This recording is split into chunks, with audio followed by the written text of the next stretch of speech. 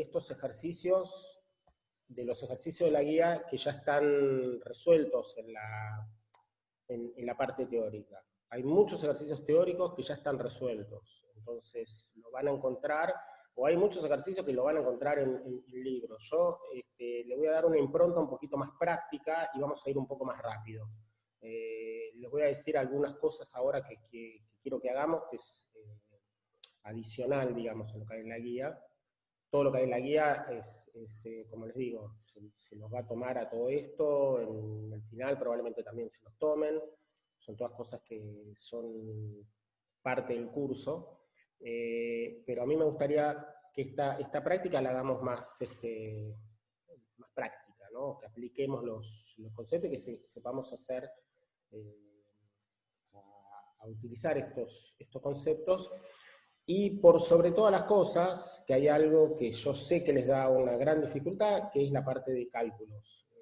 Hay que hacer cuentas que son números muy grandes, muy chicos, y dan cosas muy raras. Entonces en eso también quiero poner un poco de énfasis. Bueno, ahora empezamos, empiezo a grabar, a ver dónde está. Ya estamos grabando. Bien.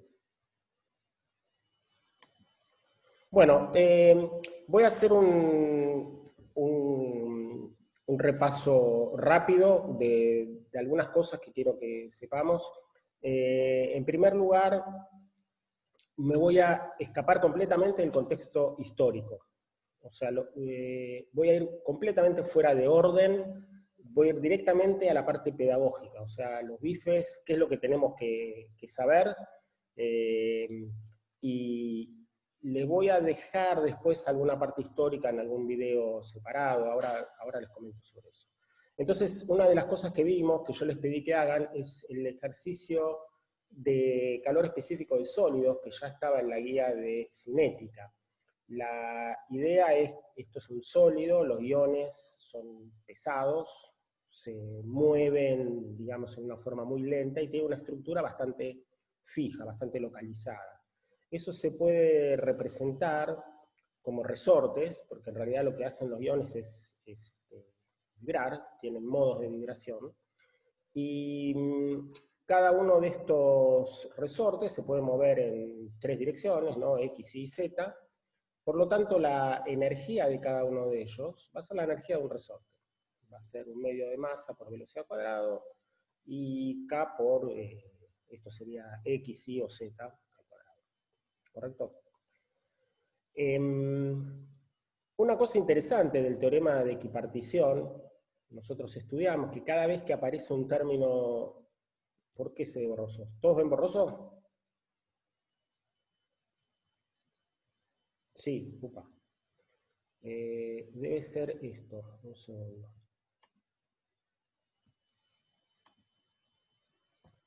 ¿Se ve mejor? Bueno, entonces no pongan optimizar porque no optimizan. Bien, entonces, esto es lo que... Esto es lo que hemos visto, es que en el teorema de equipartición, cuando vos tenés P cuadrado por E a la P cuadrado, bueno, cuando hagas eso, te va a sacar un medio de KT. Ya lo vimos a eso, ¿no? O sea, creo que eso lo entendieron todos. Y lo más interesante de eso, fíjense, que no depende de la masa, no depende del K, no depende del momento de inercia, no depende, o sea, lo único que depende es que el término sea cuadrático. Estos términos se te van a acomodar solo cuando hagas la integral y se te van a ir. O sea, no va a haber una dependencia o sea, no importa que el momento de inercia sea grande o sea chico, que la masa o que el K, siempre te va a dar KT. Entonces acá vas a tener 3KT sobre 2, acá vas a tener 3KT sobre 2, y finalmente vas a tener 3KT. ¿Ah? O sea, ese es el ejercicio que hasta ahora estamos hablando, de energías continuas, ¿no? O sea, esto lo hacemos integrando, donde esta variable es continua, puede tomar cualquier valor entre 0 e infinito.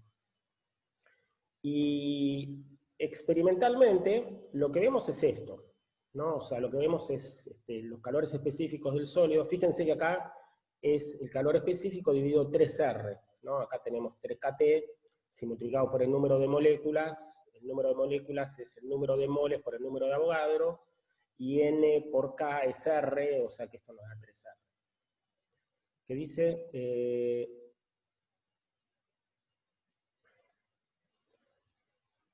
bueno, después me fijo qué es lo que está diciendo la práctica, pero lo que yo quiero que extraigas es esto, o sea, la práctica en realidad va a ser lo mismo que esto, no es distinto. Si vos entendés esto, listo, olvídate de la práctica, ¿está? Entonces esto va a ser el calor específico, y efectivamente... no, espera, ya sé lo que decís, Daniel. Ahora, efectivamente, eso es lo que vemos, ¿sí? O sea, vemos que los calores específicos, a algunos les cuesta más llegar a una temperatura, tienen que hacer una temperatura más alta, lo que sea, pero si miramos esta región, todos van a valer 3R. Ahora, una cosa importante que hay que hacer en todas las áreas de la vida es cuando ustedes ven algo así, y ven un comportamiento más o menos similar, hay que tratar de buscar leyes universales, leyes de escala. Entonces, acá, si bien no parece trivial, si uno en lugar de poner una temperatura, pone una temperatura relativa, efectiva, o sea, uno define para cada material, para cada sólido, acá hay un θ d, ¿no? Esto es de Debye, uno diferente, y reescalea este gráfico, se va a encontrar con algo fantástico, y que todos los experimentos pasan por la misma curva. Fíjense que acá hay distintos sólidos, completan cosas muy, muy distintas, tenés el zinc, el cobre, la sal, el aluminio, y la curva es la misma. Entonces esto es muy importante, poder encontrar estas comportamientos universales es fundamental, porque una vez que uno encuentra eso, ahí ya entiende todo lo que pasa, ¿no? Entonces, bueno, tenemos que, esta es la energía, 3kT es la energía media que va a tener por ion. Entonces la energía total va a ser 3nKT, esto es lo que le expliqué recién. N va a ser el número de Avogadro por el número de moles, y N, el número de Avogadro por K es R, entonces me queda 3nRT, y cuando derivamos me da 3nR. ¿Está? O sea, eso es lo que espero. Ahora, lo que está diciendo Daniel es lo siguiente, ¿qué está pasando acá? Acá tenemos un problema, ¿no? O sea, todo esto es el curso de termodinámica, y acá tenemos un problemita. Un problema. Este θ es simplemente una temperatura que tenés que encontrar de manera tal que todas las curvas pasen por la misma curva. Se llama temperatura de Debye. Ahora déjame avanzar un poco, después te digo más o menos qué es. Pero, de todos modos, el truco es justamente encontrar, si vos te fijás más o menos, ¿no? Ponele que ponés cuál es la temperatura en la cual esto está en la mitad. Bueno, entonces, si vos ponés esa temperatura como temperatura de Debye, y probablemente vas a encontrar que todas, o sea, perdón, cuando está en 1... la temperatura de Debye en 1 está pasando por acá, pero cuando está en 0,5, bueno, no sé, hay que buscar algún cambio dependiente, alguna cosa particular que tengan estas curvas, y eso va a definir una temperatura. Bien. Bueno, ahora pasamos a un problema. Hay un problema de simetría de energía discreta, que es un problema de polarización, de magnetización, donde hay dos niveles. Y en esos dos niveles uno calcula cuál es la población que está orientada en un nivel, cuál es la población que está orientada en otro. Está completamente resuelto. Yo lo iba a hacer al problema, pero está completamente resuelto en la teoría. Síganlo, léanlo con detalle. Es muy importante ese problema. Y, y lo que nos dice es lo siguiente. Vos tenés la probabilidad, es una exponencial de la energía. O sea, los estados que están a muy alta, que tienen muy alta energía, son muy difíciles de poblar. Se necesita una gran temperatura para llegar a esos estados y poblarlos. O sea, esos estados van a estar prácticamente, tienen poca probabilidad de estar poblados. Estoy hablando ahora con ese término, ¿no?, de población, porque la energía va a ser la energía multiplicada por la probabilidad de que ese estado exista, ¿no? Entonces, cuando tenemos dos estados, o bueno, en cualquier circunstancia, si la temperatura no es suficientemente grande, va a estar poblado solamente el estado fundamental. Es el único estado que va a estar poblado. O sea, estoy empezando a hablar ahora en términos, estoy diciendo palabras que las vamos a necesitar más adelante, ¿no? Y para llegar a poblar estados que tengan alta energía, lo que hace falta es subir que la temperatura sea suficientemente alta como para que esos estados lleguen a tener alguna importancia.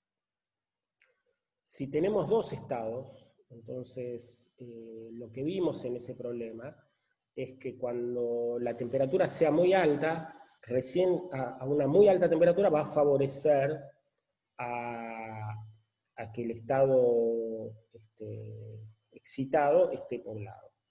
Y si se fijan en los gráficos, que ahí está dibujado cuál va a ser la población de cada uno de ellos, eso se va a ver que a temperatura infinita, digamos, va a estar, ¿qué va a pasar a temperatura infinita? ¿Qué estado va a estar poblado?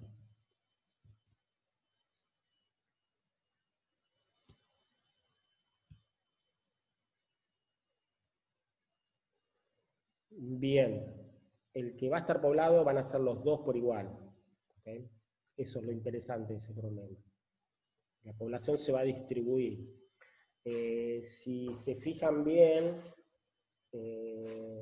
la energía, por ejemplo, si el estado fundamental tenía energía 1 y el excitado tenía energía 2, la energía final media va a ser 1,5, ¿no?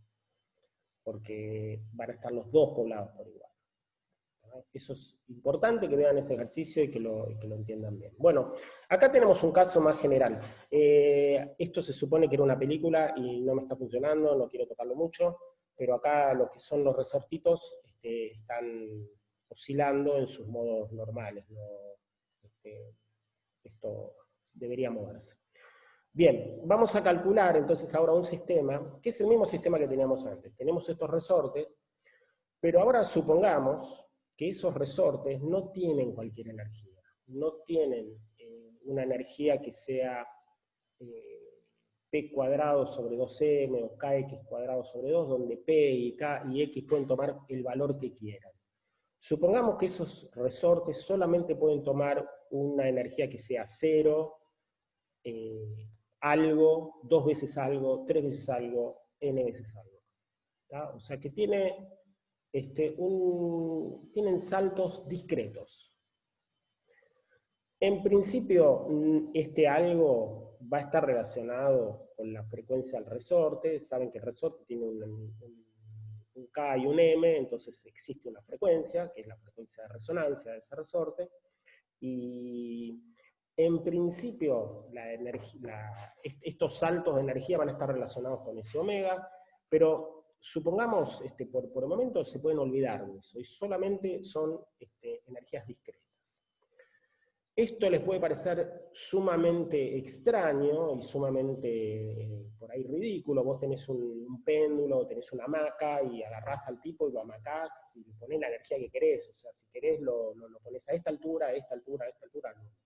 No habría ningún inconveniente para que vos le pongas la energía que quieras.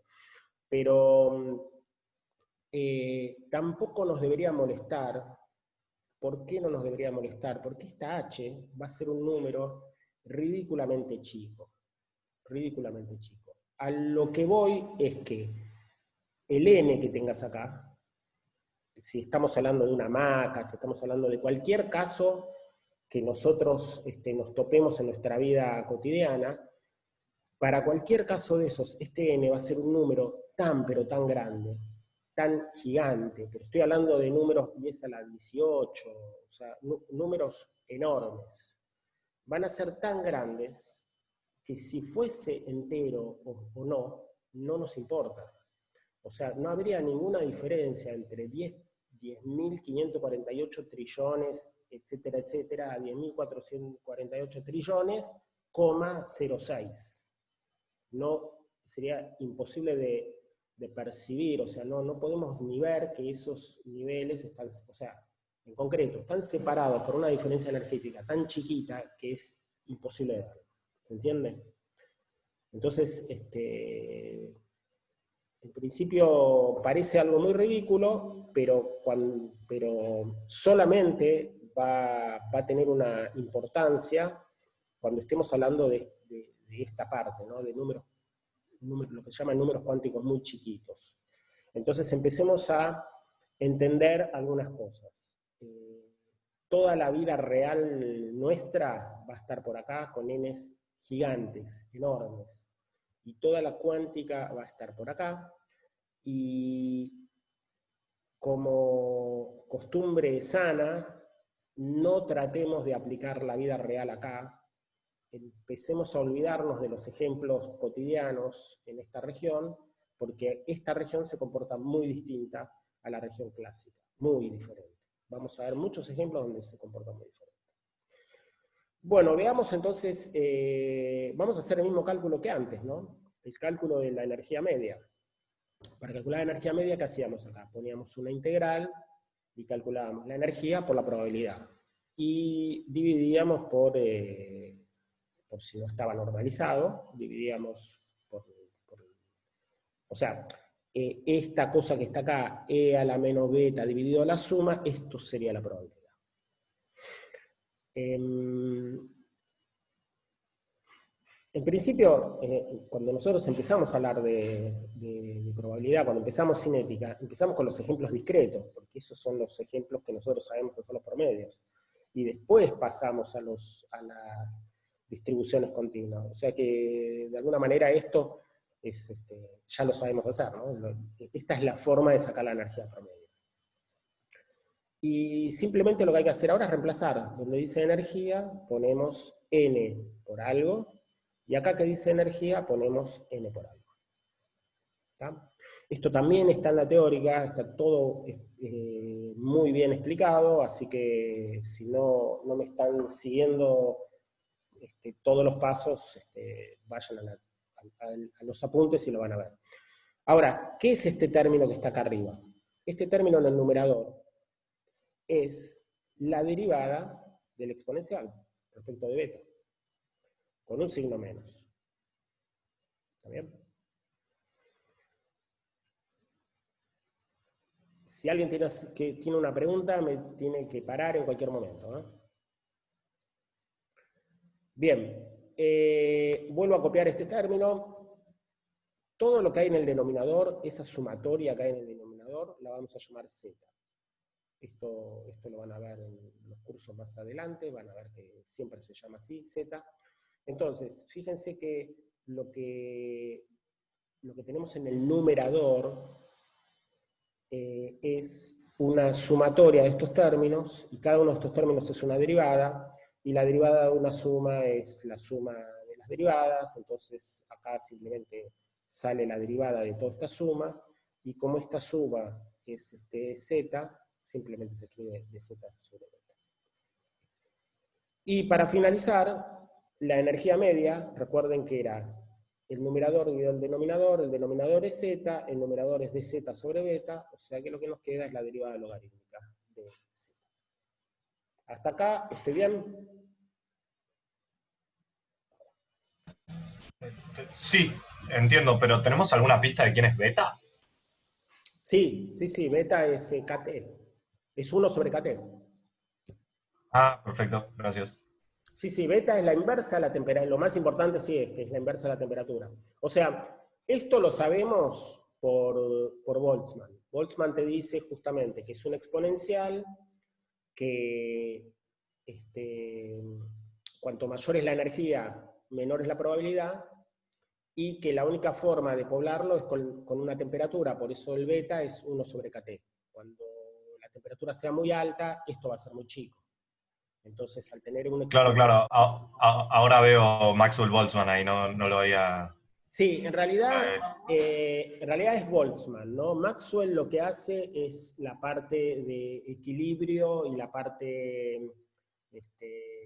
digamos, son todos los términos que vienen por acá. Lo que dice Boltzmann es esto, ¿no? Es que la probabilidad es inversamente proporcional a la energía.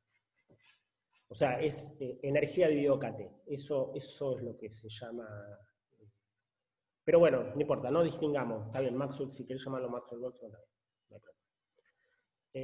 No, no, no, me parece re interesante. Estoy esperando la parte de historia de la ciencia todavía para eso. Bien. Bueno, estamos entonces acá, esto es clave, ¿no? O sea, lo que es clave es identificar al denominador como z, identificar al numerador, energía por este exponencial, es la derivada de z respecto a beta y con un...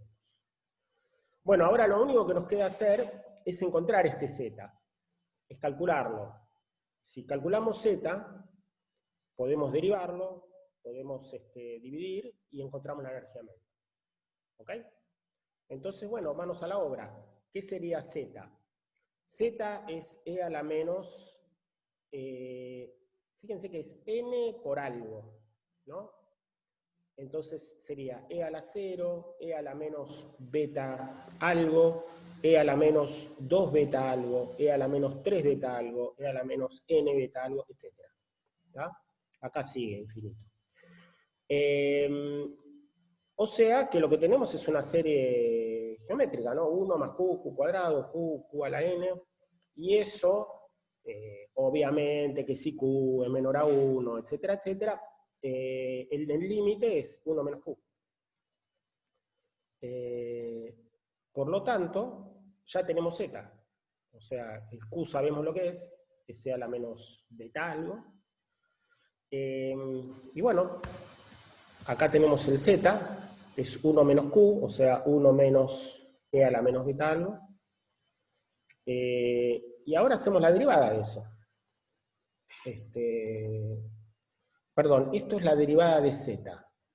Acá no es de log, acá es la derivada de z, ahora lo corrijo. La derivada de z, ¿cómo se hace? Bueno, menos la derivada de z. Menos es menos. La derivada es, acá sale un menos 1 que está acá. Este término, 1 menos e a la beta, que está a la menos 1, pasa a la menos 2. Ahora hay que derivar acá adentro. Tenemos un menos, tenemos menos h de acá, y tenemos la derivada de esto, que es e a la menos beta h. Juntamos todos los menos que hay por acá, nos queda un más, y ahora nos queda esto en el denominador al cuadrado, nos queda un h por acá, y nos queda un exponencial por acá. Esto está mal, ¿eh? Esto es la derivada de z. Y ahora esto hay que dividirlo por z. ¿Qué es z? Z es 1 menos esto. Y acá lo teníamos al cuadrado, o sea que si ahora lo dividimos por... sí, acá de vuelta. Esto es de z, acá está mal. Si dividimos nos queda esta cosa. Entonces, encontramos algo muy interesante. La energía medio antes nos daba kT, ¿no? O sea, era kT sobre 2, kT sobre 2. Fíjense que ahora nos da una cosa completamente distinta a kT. Nos da esto. O sea, nos da la energía e a la beta energía menos 1. ¿Okay? Si bien kT está metido acá en el beta, ¿no? Acá es 1 sobre kT, pero es bastante distinta. O sea, lo único que hicimos es discretizar las energías. Y discretizando las energías, el valor medio de la energía media es bastante distinto a lo que nos dio la energía continua. ¿Se entiende esto? ¿Preguntas?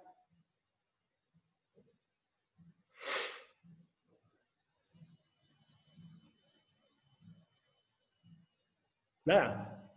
¿Están ahí vivos? ¿Se entiende? Bien. Bueno, lógicamente lo que obtuvimos hay que chequear a ver qué pasa. Bueno, ¿qué pasa cuando la temperatura es muy alta? ¿Qué pasa en esta región? Temperatura muy alta quiere decir que beta, que es 1 sobre kT, es muy chico. Entonces vamos al límite cuando beta tiende a 0. Bueno, ahora vas a ver. El beta tiende a 0 quiere decir que la temperatura tiende a infinito. O sea, cuando la temperatura es alta, o suficientemente alta, nosotros lo que podemos hacer, si beta tiende a 0, abrimos esta serie, esto lo abrimos con una serie con Taylor, y e a la x es 1 más x cuadrado sobre 2, más x cubo sobre factorial de 3, más x cuarta, etcétera, etcétera, ¿no?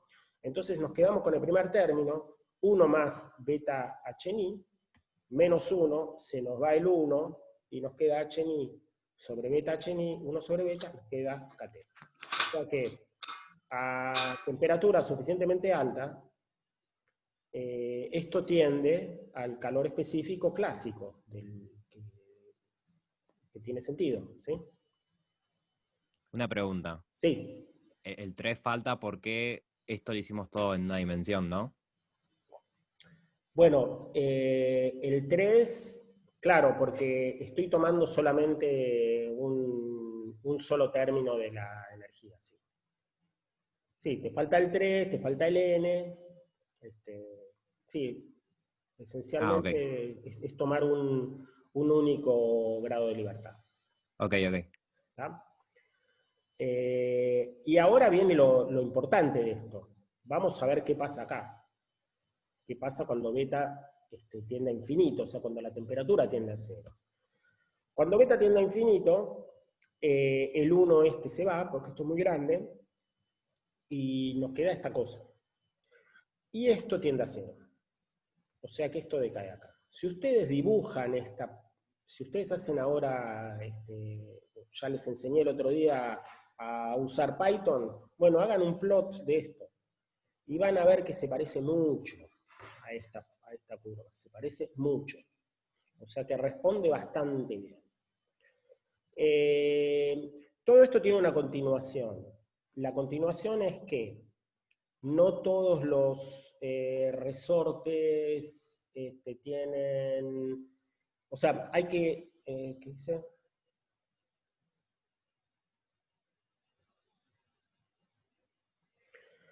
Bueno, justamente, si vos lo haces a nivel clásico, la teoría clásica, lo que te dice es que el calor específico debería ser así, una recta. Esto no se explica con la teoría clásica, o sea, no hay ningún motivo para que el calor específico tienda a 0. Bueno, nosotros sí sabemos por el tercer principio de la termodinámica, o sea, no debería pasar esto. Lo que pasa es que si vos te fijas el principio de equipartición, no te dice nada de la temperatura, o sea, simplemente te dice que te tiene que dar kT sobre 2 por cada grado de libertad. Eso es todo lo que te dice. Y cuando vos haces un cálculo discreto, aparece una diferencia muy grande. O sea, la parte cuando las temperaturas son bajas y el límite es completamente distinto. Si nosotros hacemos este cálculo tomando distintos modos, o sea, este cálculo lo hizo Debye y se pueden fijar con detalle, está en casi todos los libros de texto, lo pueden encontrar con detalle. El cálculo detallado nos va a dar incluso el comportamiento específico, ¿no? Acá va a haber un T al cubo. No lo quiero hacer porque es un poco largo, pero es muy fácil de hacerlo, ¿no? O sea que yo en principio acá lo que muestro es que, bueno, tiende a 0, no importa cómo tienda. Lo importante es que tienda a 0. Lo otro importante es que si ustedes dibujan esto, les va a dar una curva muy parecida. Ven que acá al principio es lineal y después decae, bueno, eso lo van a encontrar ustedes. Fácil. Perdón, bueno, no importa, hagan este dibujo. Y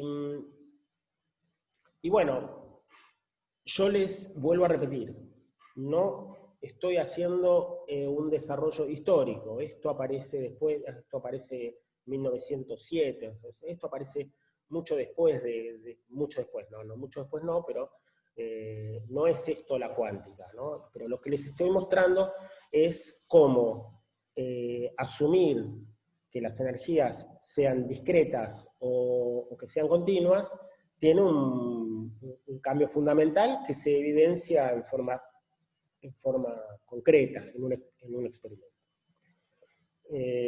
Nuevamente, la importancia de esto fue fundamental porque cuando Planck hace cuerpo negro, se suponía que era un problema del cuerpo negro, no un problema general. Luego Einstein extiende esto y muestra que no es solamente un problema del cuerpo negro, sino que es un problema de la radiación en general, de cualquier gas de fotones, no solamente un problema que pasa dentro del cuerpo negro, que era un problema específico del cuerpo negro para explicar la radiación del cuerpo negro. Y luego, esto es ya fundamental, porque esto muestra que el problema no es solamente del cuerpo negro o de la radiación, sino de la materia. O sea, los sólidos también se comportan a nivel cuántico. Por eso tienen este comportamiento que se explica utilizando discretización de energías. ¿Okay?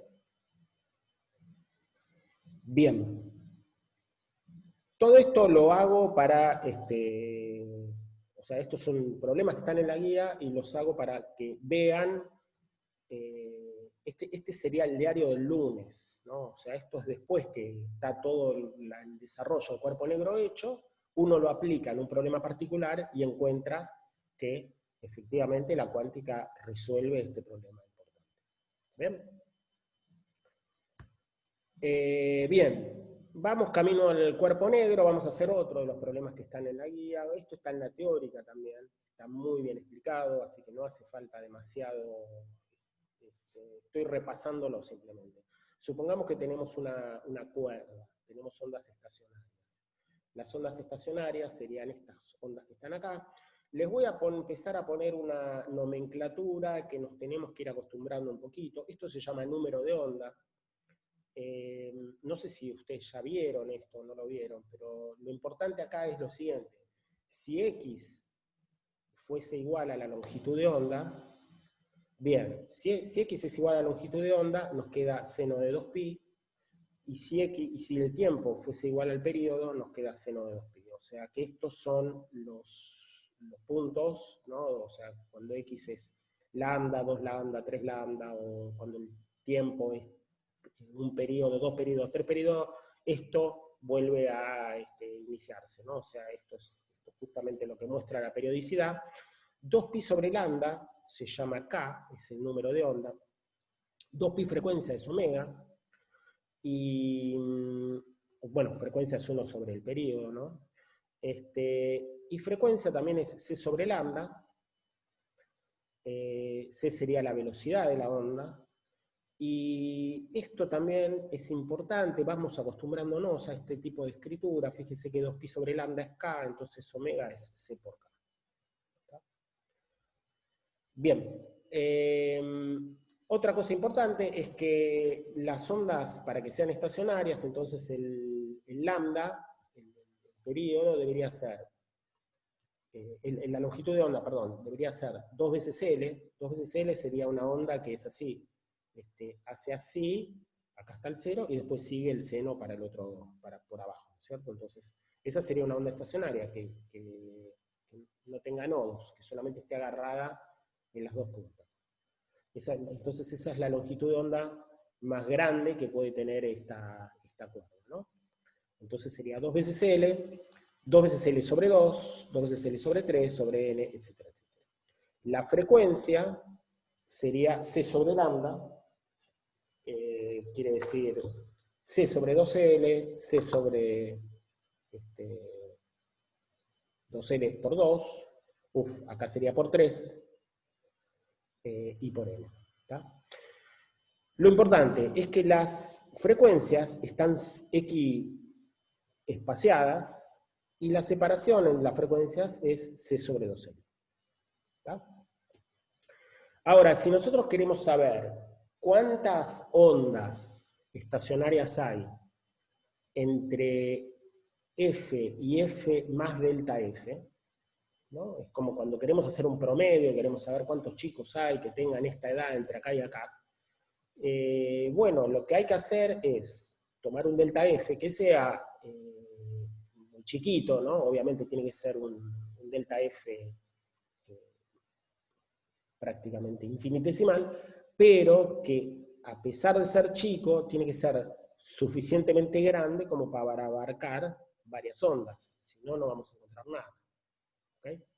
O sea, es como que ustedes van a pescar acá modos estacionarios con una red y quieren saber cuántos van a pescar en distintas frecuencias, ¿no? Pero bueno, si la red es muy chiquita no van a pescar nada, ¿no? Entonces tiene que ser suficientemente grande como para agarrar un par de modos. Entonces la cantidad va a ser esta, ¿no? Es C de F dividido esto. Eso va a ser la cantidad de puntos que van a encontrar. ¿Correcto? Esto es un concepto importante, intuitivo. No sé si no lo agarran, lo explico de nuevo. Si lo agarran, no tiene mayor dificultad que esa. Yo quiero saber, en un delta F, ¿cuántos puntos voy a encontrar? Bueno, simplemente agarro ese delta F y lo divido por la distancia. Eso me va a dar la cantidad de puntos, la cantidad de modos que voy a encontrar por rango de frecuencia delta F. Entonces, eso se llama densidad espectral. Es el número de modos entre F y delta F. Y por supuesto que depende de delta F. O sea, si delta F fuese el doble, encontraré el doble de puntos, ¿no? Por eso está multiplicado acá por esto. Y este número va a ser 2L sobre C. Bien, todo esto lo hago porque ahora voy a ir a 3 dimensiones. No, antes de ir a 3 dimensiones, bueno, ahora sí, si voy a 3 dimensiones, bueno, esto está aplicado en la teoría, ya me dijeron que más o menos lo vieron, entonces voy a tener acá un E0 en X, en Y, en Z. Disculpe, profe, Sí, ¿puede volver a la ecuación anterior? sí, está. Claro, NF es 2L sobre C, dice ahí. En la que está abajo, ¿no?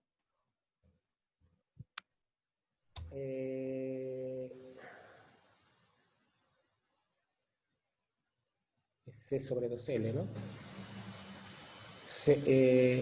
Bueno, es DF, a ver,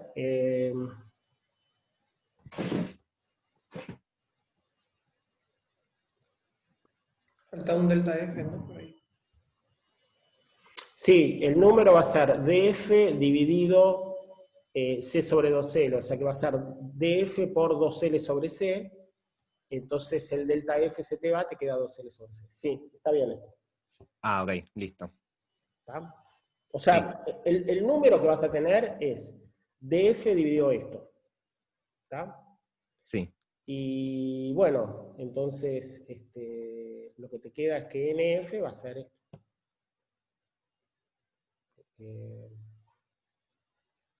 No sé si entendiste.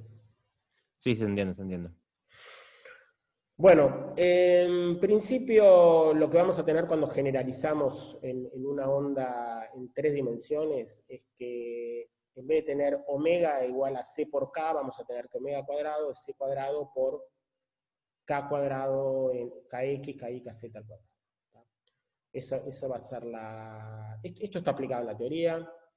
Y nuevamente ahora tenemos condiciones de contorno en 3 dimensiones, ¿no? O sea, tenemos que en los bordes tiene que ser 0, tanto la onda en X como la Y como la Z, ¿no?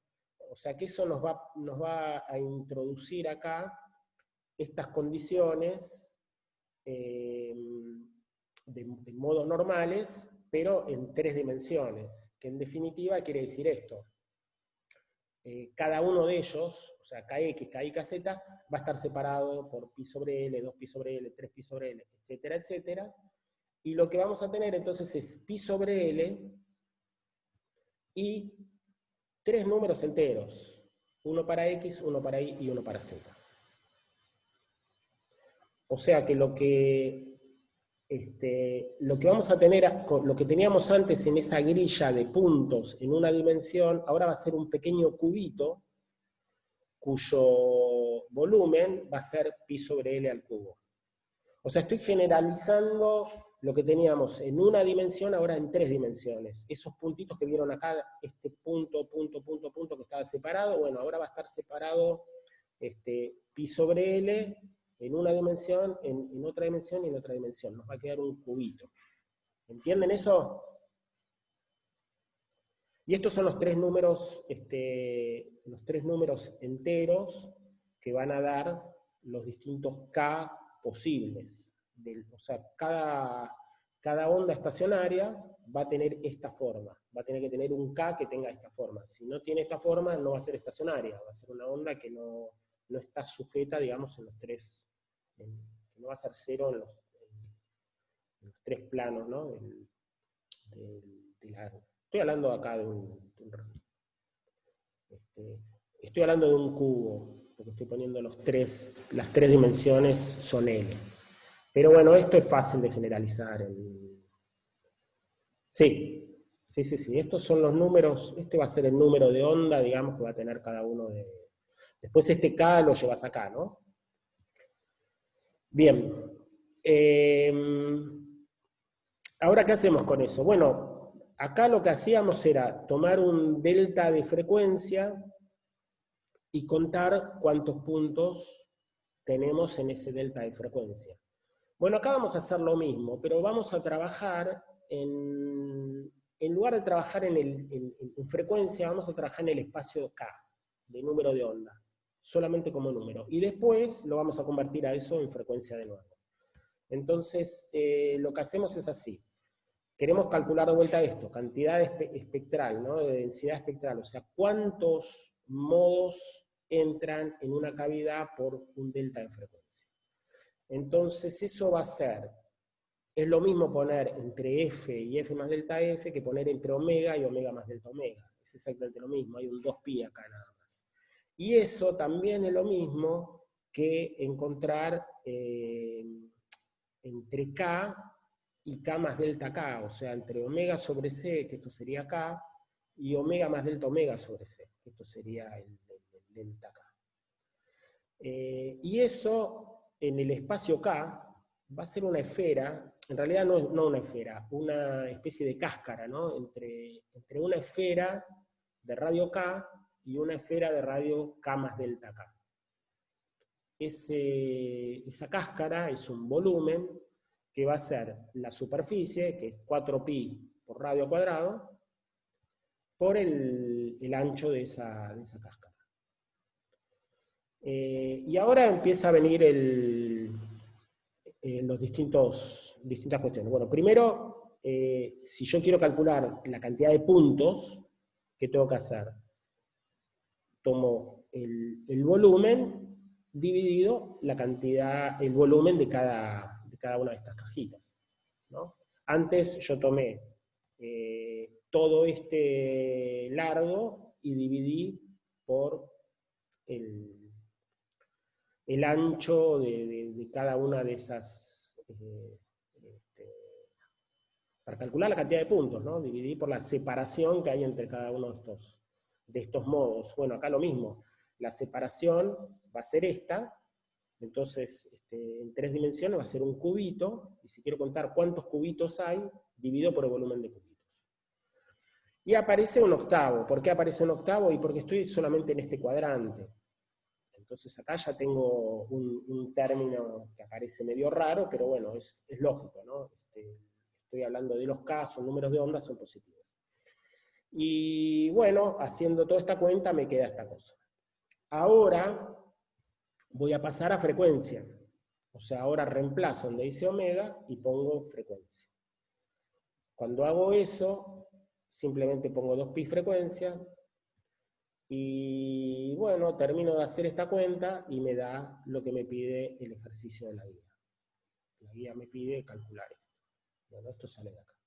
Perdón, falta un último robo que les hago acá, que multiplico por 2. ¿Por qué multiplico por 2? Porque hay 2 polarizaciones. Cuando esta onda tiene una característica, no es una onda cualquiera, es el campo electromagnético, ustedes saben que avanza en una dirección y tiene que tener una condición, el K, que esto me da dos tipos de polarizaciones, está también en la teoría, y probablemente ustedes ya lo saben eso. Entonces, termino multiplicando acá por 2 y me aparece un 8 en vez de 4. Y esto sería el número de ondas estacionarias que entran en una cavidad. ¿Está? Lo interesante de esto es que si yo me fijo cuántas ondas puedo encontrar en una caja grande, y es proporcional a la frecuencia al cuadrado, o sea, cuanto mayor sea la frecuencia, si yo tengo acá una red con un delta F determinado, al principio no voy a pescar muchas ondas, pero si me voy a una frecuencia muy alta, voy a encontrar un montón. ¿Por qué ocurre eso? Y bueno, porque fíjate una onda que tenga una longitud de onda L, y fíjate una onda que tenga una longitud de onda L dividido un número gigante. Esa onda va a tener, ponele que N sea 500. Esa onda va a oscilar, va a tener 500 nodos entre 0 y N, ¿cierto? Y la que tiene 501, y va a ser muy parecida a la de 500. No se va a distinguir mucho. Y la 502 también. Ahí se te van a empezar a mezclar. O sea, la diferencia que hay entre una y otra va a ser chiquita. ¿Okay? Por eso, a medida que vas subiendo en frecuencia, vas a obtener una mayor densidad de nodos. Al principio tenés pocos modos normales, pero después tenés un montón. O sea, con el mismo delta F tenés un montón de modos. ¿Está bien? Esto es muy importante, esta frecuencia al cuadrado es muy importante. Eso nos dice que a medida que vamos subiendo la frecuencia, la densidad va a ser mucho mayor. Bien, entonces ya tenemos todo listo para pasar al problema del cuerpo negro. El cuerpo negro, digamos, no el cuerpo negro, la caja negra. La caja negra esa es un caso particular de cuerpo negro, ¿no? Que sería una caja negra, sería una caja con paredes conductoras, donde sabemos que en el caso del conductor solamente, supónganse un horno de microondas, ¿no? Una cosa así. Entonces, solamente van a haber ciertas frecuencias que resuenan en ese horno, y a eso lo cerramos todo y hacemos un simple agujerito muy chiquitito. Y lo calentamos a una temperatura determinada. Entonces eso va a vibrar, esos modos de vibración van a producir radiación, esa radiación va a mover los átomos que hay en las paredes y los va a oscilar, los va a hacer radiar, entonces va a haber radiación que entra, radiación que sale, temperatura, todo eso llega a un equilibrio y eso nos da una cierta emisión. Y bueno, ya tenemos todo, porque nosotros sabemos cuántos modos van a oscilar ahí, cuántos resortitos se van a despertar a distintas frecuencias, y sabemos cuál va a ser la energía media de cada uno de esos resortes. Entonces multiplicamos todo, y bueno, no es lo que hizo Planck, eso no lo hizo Planck, pero ahora vamos a pasar al problema específico entonces del cuerpo negro. Conózcanlo a Planck.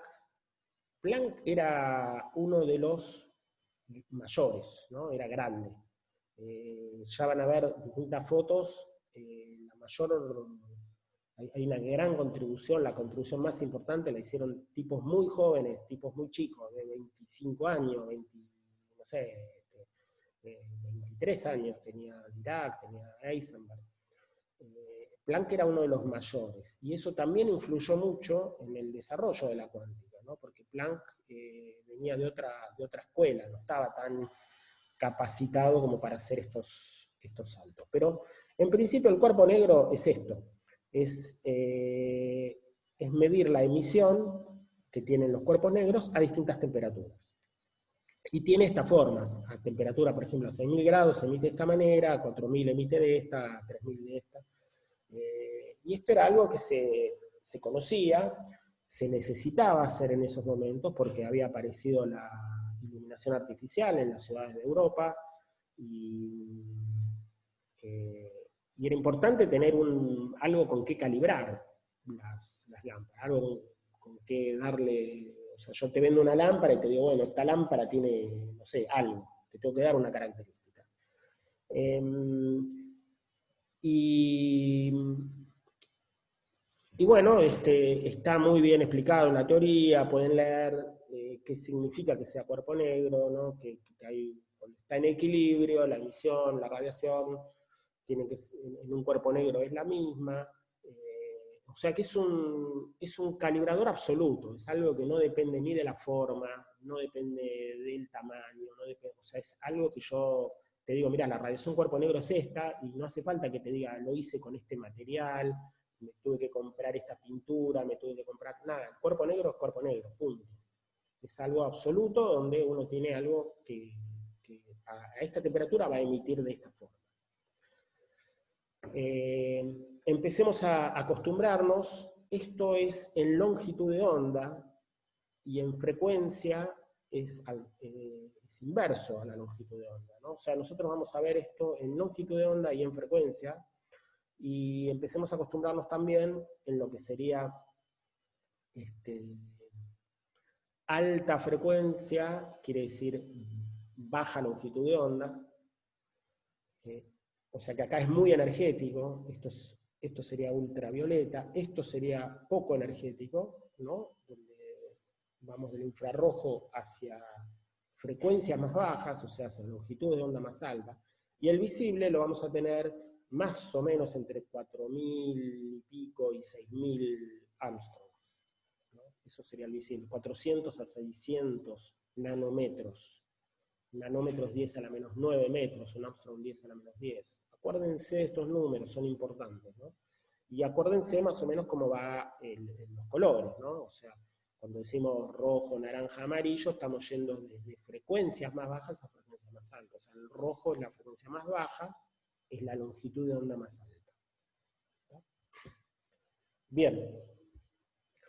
Y bueno, lo que había que hacer es explicar esto. El primero que lo explica es Wien, que da esta aproximación. O sea, él dice, esta curva se puede explicar, esta curva que está acá, se puede explicar de esta manera. Hay un exponencial decreciente, fíjense que ese exponencial tiene una dependencia en la longitud de onda, o sea, E a la menos lambda, tiene que haber acá un lambda, y hay una dependencia con la temperatura. ¿Okay? Bueno, la forma que él encontró es esta. ¿Está?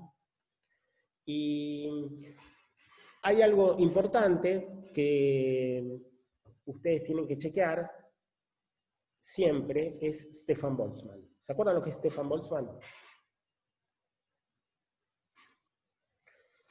Recordemos una cosa, esto que está acá es la distribución de energías, o sea, supongamos que esto fuese, acá en este caso es intensidad, nosotros estamos acostumbrados a verlo como densidad energética. Ahora voy a aclarar cuál es la diferencia. ¿Qué significa este punto de acá? Este punto de acá no significa nada.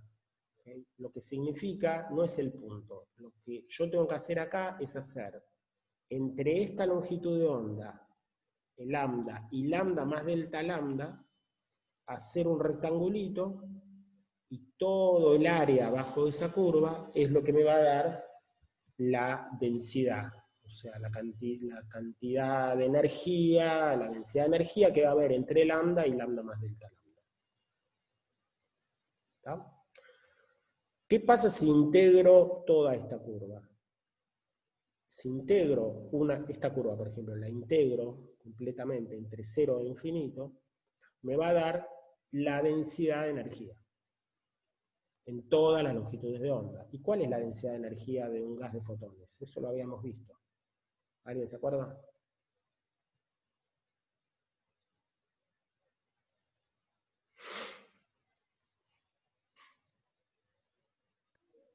Era P por la constante de Stefan Boltzmann por la temperatura a la cuarta, ¿no? Perdón, P no. derivada. Simplemente era B por T a la cuarta. Eso vimos en el gas de fotones, ¿no? O sea, eso es la ley de Stefan-Boltzmann.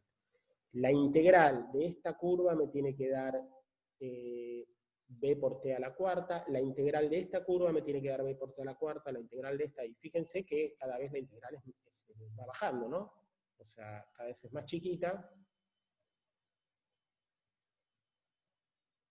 Sí, si vos vas subiendo, acá tenés 3000, acá está el máximo a 3000, acá está el máximo a 4000, acá está el máximo a 6000 grados. O sea, cada vez que vas subiendo, el máximo está a energías más grandes, a frecuencias más grandes. A frecuencias más grandes, longitudes de onda más chicas. Pero la integral de esto me tiene que dar B por T a la cuarta. ¿Tá? Eso es muy importante. Sí. Una pregunta, no me quedó claro. ¿Qué es lo que estaríamos integrando? ¿La intensidad? ¿Sería...? Sí, ahora te lo voy a terminar de explicar mejor. Si esto en vez de intensidad fuese densidad de energía, o sea, lo que estás integrando es esta curva. Si vas a integrar esta curva que dice intensidad, te va a dar algo que también depende de T a la cuarta, pero Claro. no es la densidad de energía, es la radiancia. Es el flujo de radiación. Ahora, déjame que te lo explico. Dame 5 minutitos más, ya llegamos. ¿Está bien? Ok. Bien. Entonces, lo importante, cuando ustedes vean a alguien, viene Wien, viene Rayleigh-Jean, viene Planck, cualquiera, y te propone una fórmula que te dice, mira, yo te voy a explicar el espectro lo primero que le tenés que chequear es Stefan Boltzmann. O sea que si la integral esta, abajo de la curva, no te da B por T a la cuarta, quiere decir que no está buena. Falta algo. ¿Ok? Lo segundo, que esto lo descubre Wien, es que si ustedes miran a 3000, tenés el máximo acá, a 4000 tenés el máximo acá, a 6000 tenés el máximo acá, y lo que él encuentra es que hay una relación lineal entre la longitud de onda del máximo y la temperatura. O sea, bueno, inversamente proporcional. Eso se llama ley de Wien. ¿Tá? Entonces, y eso se ve experimentalmente. ¿Qué significa eso? Que una forma muy rápida de estimar la temperatura de un cuerpo negro es mirando dónde está el máximo de radiación y con eso determinas la temperatura. Es una forma muy rápida, no es la forma correcta. ¿Por qué no es la forma correcta? Porque yo acá me estoy basando solamente en este punto. Lo que yo tengo que hacer es fitear la curva y tomar todos los puntos, no tomar solamente el máximo. Suponete que el máximo te equivocaste y lo mediste justo a él, justo al máximo lo mediste mal. Entonces se te fue todo tu experimento en un solo punto. Pero es una forma rápida de decir, bueno, a ver rápidamente por dónde anda la temperatura. ¿Está? Bien, entonces esa es la ley de Wien. Te dice que la longitud de onda máxima es este número dividido la temperatura. ¿Ok? Entonces, chequeen. ¿Qué quiere decir chequear? Y hay que hacer esto, hay que tomar esta curva, hay que derivarla y encontrar el máximo. Y chequear qué te da esto. Profe, una pregunta. Sí. Esa aproximación es de antes de Planck, ¿no? Esto es 1896, sí. ¿Esa H es la misma H que la de Planck? Esto te lo hice yo con el diario del lunes para que Claro, sí. Okay. Sí. Si vos lo haces, la distribución de Wien es una constante, lambda a la quinta, e a la una constante acá. Y acá la temperatura, ¿está? O sea, yo te lo puse acá yo te hice el diario del lunes. En realidad esto no es Wien, esto lo hice yo, porque Wien no lo hizo con densidad, lo hizo con radiancia. Pero bueno, chequea si está bien, capaz que yo me equivoqué. O sea, ¿qué hay que hacer acá? Y hay que integrar esto entre 0 e infinito y ver cuánto te da. Te tiene que dar B por T a la cuarta. Si no te da B por T a la cuarta es porque me equivoqué acá en las cosas. Y después tenés que chequear esto. Esto se ve experimentalmente. ¿Ok? Otro ejercicio. Estos son ejercicios que te hago adicional. No están en la guía, pero es más importante hacer en estos momentos esto que lo que hay en la guía, porque esto te va a permitir entender lo que estamos haciendo en la teoría. ¿Está bien? Bueno, en realidad en la guía sí está esto, está enunciado de otra manera, pero es lo mismo. Acá viene otro punto importante. Si nosotros, si nosotros tomamos ahora la distribución en longitud de ondas y donde dice lambda reemplazamos y en vez de poner hc sobre lambda ponemos, en vez de poner c sobre lambda ponemos f, nosotros podríamos poner hf acá, qué sé yo, acá c sobre lambda, bueno, habría que agregar unos c y no sé qué para que aparezca la f.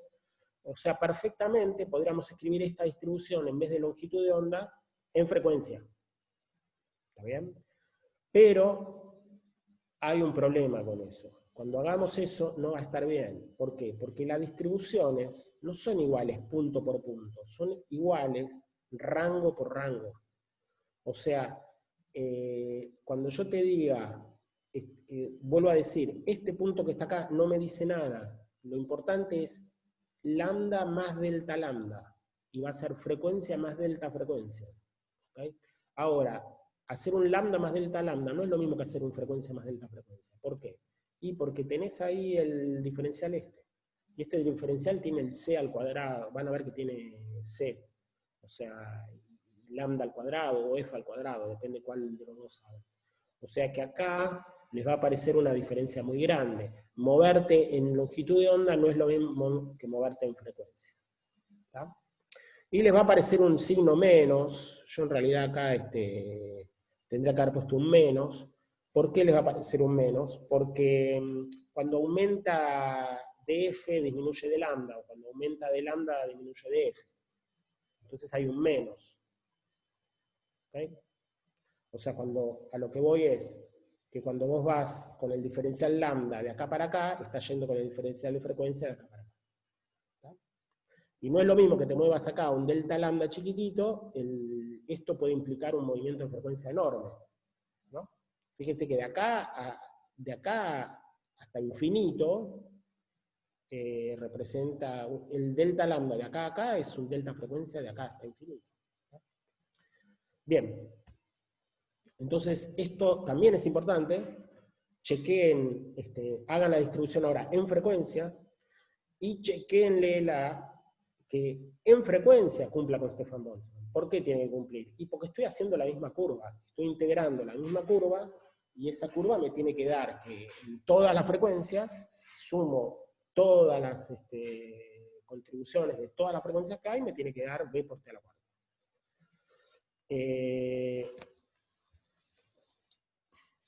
Ya va. Intensidad de radiación, ya dame un cachito. Yo sé que tenemos un problema con eso. Por eso lo voy a tratar muy en particular. Ya llegamos a eso. Bien. Aguantamos un cachito, Carolina. Ya te lo llevo eso. Bien. Ok. Entonces estábamos en 1896. Esto está perfectamente explicado. Esto da perfecto. Los experimentos dan en forma sensacional. Bean se convierte en un gran héroe. Y explica el cuerpo negro. En realidad no era un problema tan importante, no lo sobreestimemos tanto. Era un problema de esos problemas que quedaban abiertos, pero nada más que eso. Bien. Acá llega Planck, octubre de 1900. Y este es el artículo de Planck, fíjense cómo se llama, ¿no? Una mejora de la ecuación de Wien.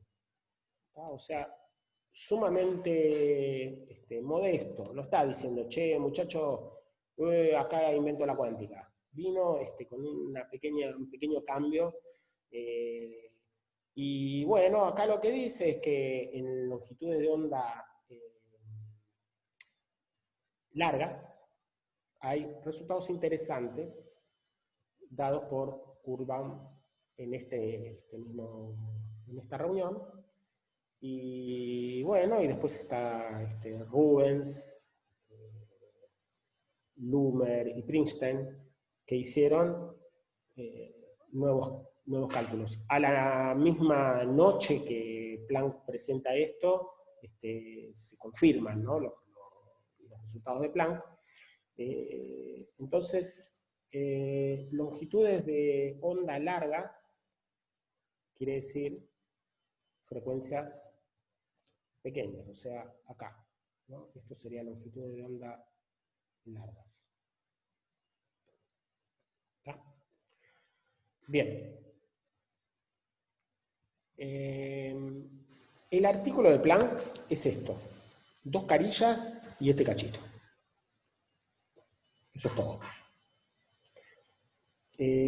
Como les dije, no lo vamos a discutir porque no tiene nada que ver con lo que estuvimos hablando. Nada. Si ustedes miran acá, está la derivada segunda de la entropía. Estas cosas uno no entiende de qué está hablando. Es muy difícil este artículo. Muy, muy difícil. Lo van a leer, lo puse, está ahí entre la bibliografía. Si quieren lo voy a subir al aula. Pero no se entiende nada. O sea, ya les estoy diciendo, no se frustren cuando traten de entender. Son 2 carillas, lo pueden leer en cualquier momento, pero uno dice, ¿de qué está hablando acá? ¿Qué quiere decir la derivada segunda de entropía? ¿Cómo llega de acá a esto? Usted termina dándote esta fórmula. Que fíjense, es muy parecida a la de Wien. Wien te decía lambda a la quinta en el denominador, y te decía E a la algo lambda t. Bueno, él le agrega acá un -1.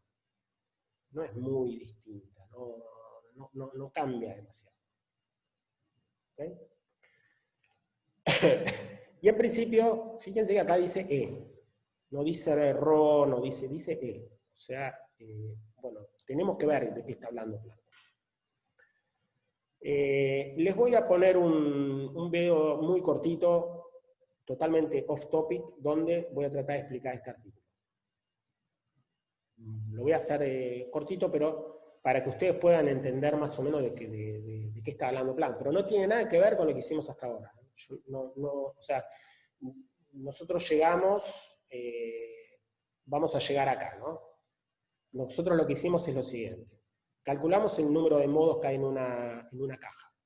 El número de modos, recuerden, era frecuencia al cuadrado.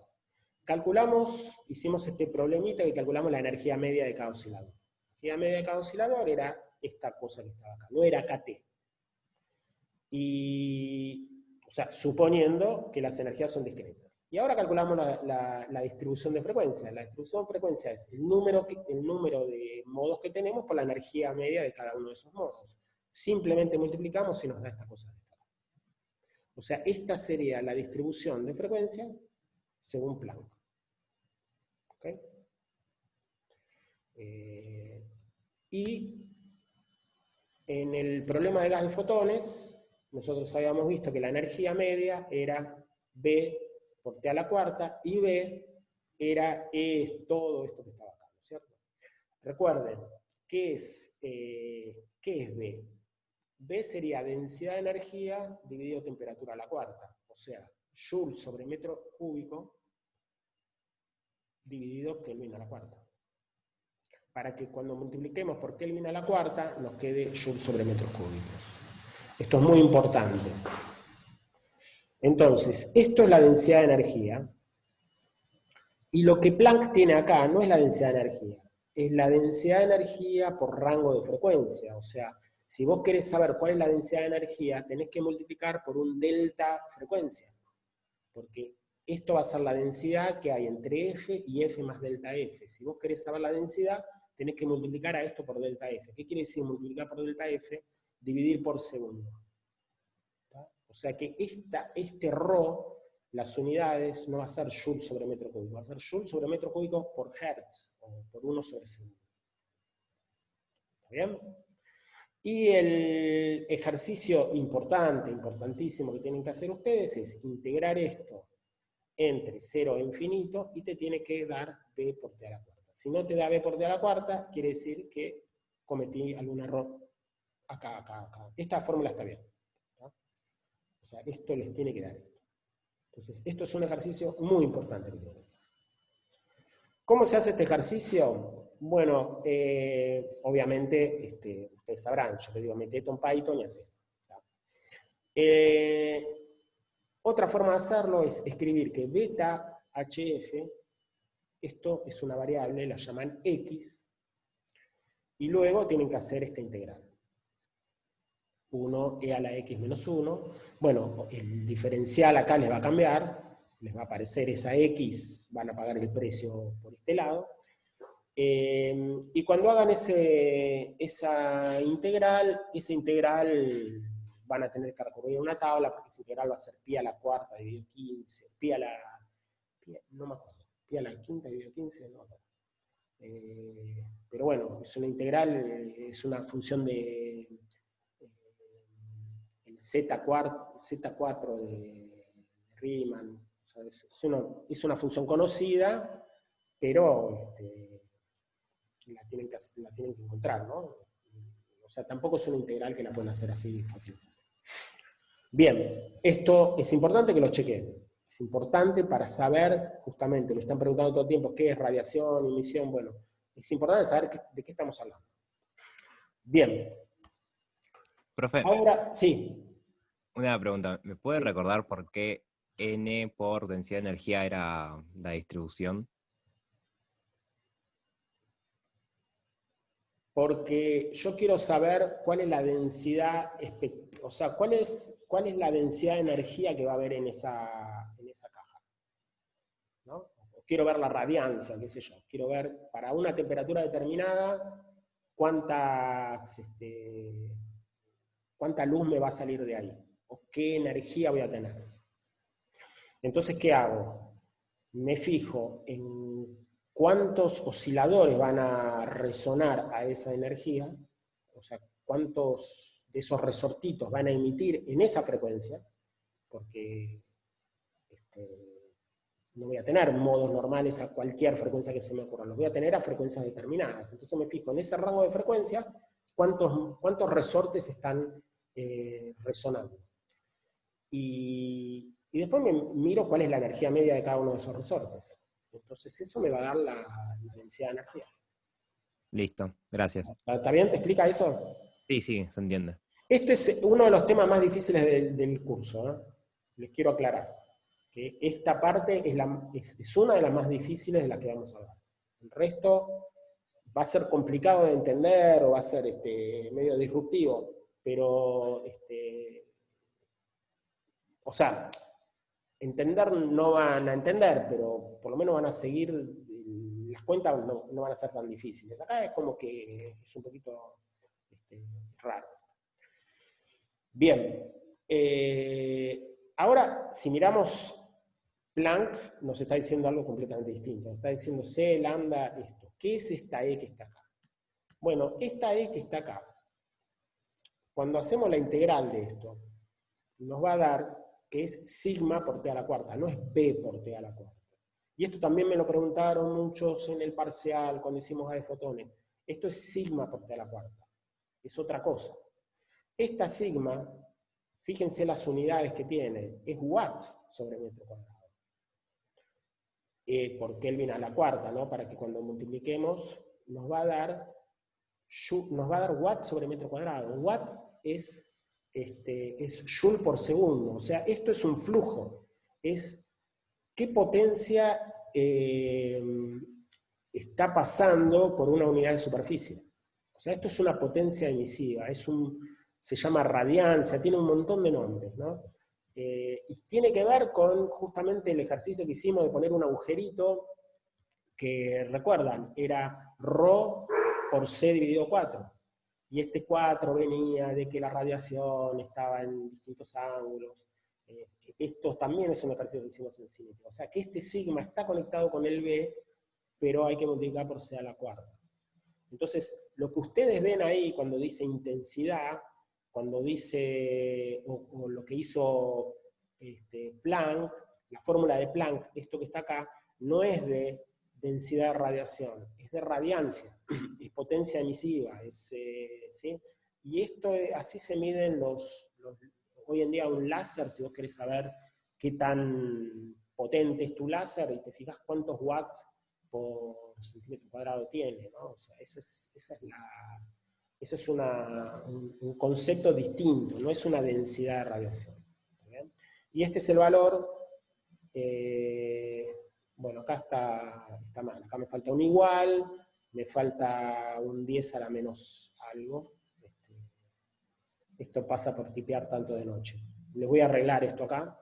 Pero esta es la constante, lo que muchas veces van a encontrar como la constante de Stefan. Fíjense que, bueno, no tengo el valor acá, pero es completamente distinto. Después se los doy.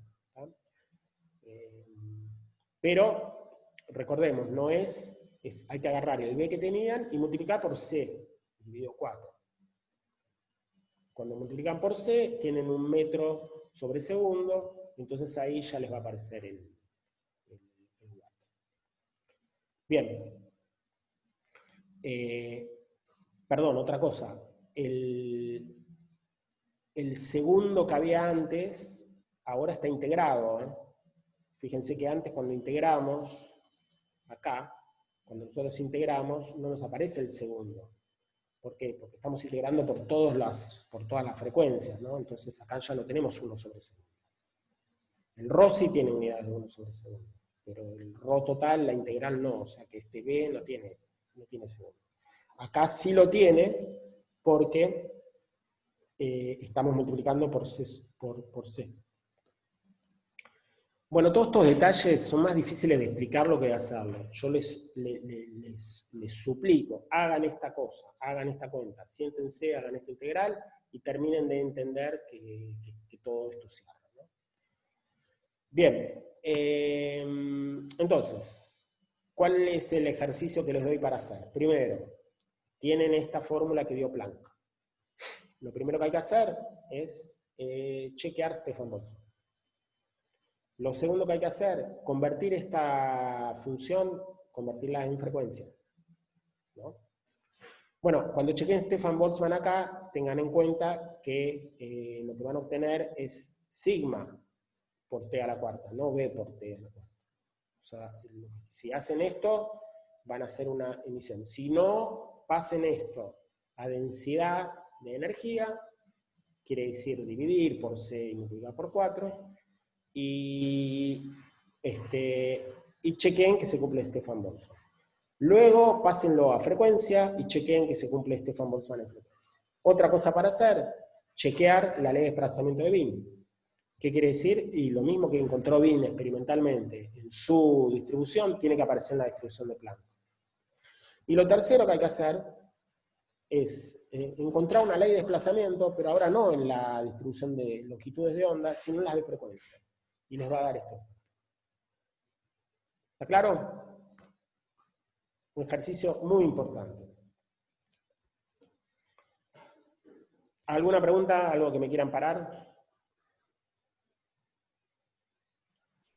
Una pregunta. Sí. En ningún caso nosotros estamos viendo la relación que hay entre la frecuencia o las longitudes de onda versus el número de osciladores que serían los generadores de toda esta intensidad de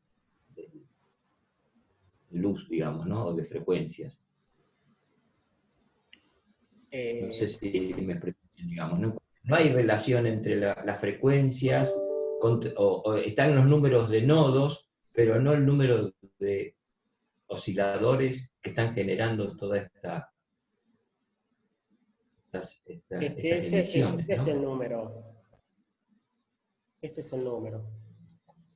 Y ojo que acá los modos estos están discretizados, ¿viste? Porque esto lo sacamos suponiendo los K, ¿viste? Que eran discretos. No podías tener cualquier frecuencia, ¿no? Los modos tienen que ser modos resonantes. Entonces acá tenés una discretización. Esto apareció de la discretización, o sea, estos son modos discretos. Claro, pero ese modo, ¿a cuántas partículas, o no sé cómo llamarlas, digamos, osciladores se corresponden? No sé si es válida la pregunta. Sí, claro que es válida. Es esto que está acá. O sea, yo lo que te estoy dando es cuántos puntos vas a encontrar acá en una cascarita, en en un rango de frecuencia determinado, ¿cuántos de estos puntos vas a encontrar? Y estos puntos son discretos. O sea, esos son los modos que vas a tener ahí. Sí, sí, es Ok, pero esos modos, ¿cuántos osciladores participan para cada modo? No sé. Y esto que está acá. F al cuadrado. Por 8pi sobre c cuadrado, c cubo. O sea, eso, a medida que vas cuando te vas a una frecuencia mayor, la superficie que vas a tener es mayor. Entonces vas a tener más puntos dentro de esa cáscara.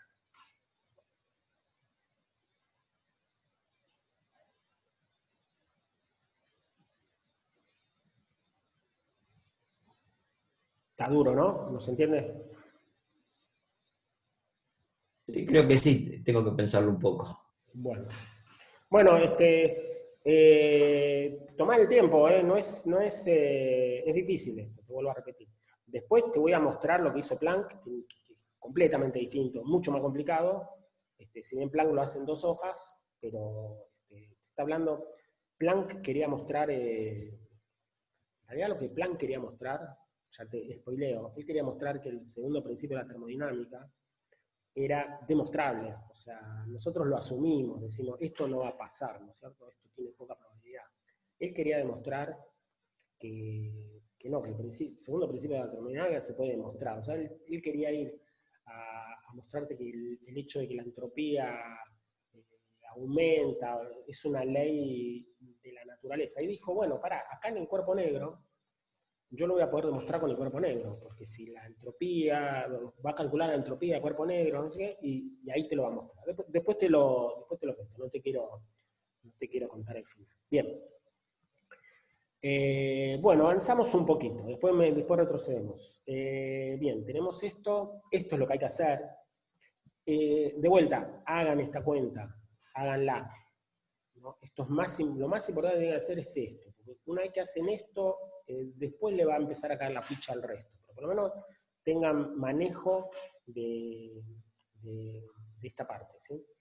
Y acá tenemos lo que dijo Planck, ¿no? O sea, yo me conseguí acá el artículo de donde Planck habla, que dice, bueno, mirá, estas son las mediciones, acá hay mediciones, y acá tenés la fórmula de Wien encima de estos puntitos, y fíjense que la fórmula de Wien pasa en forma extraordinaria, reproduce extraordinario el experimento a distintas temperaturas, es espectacular.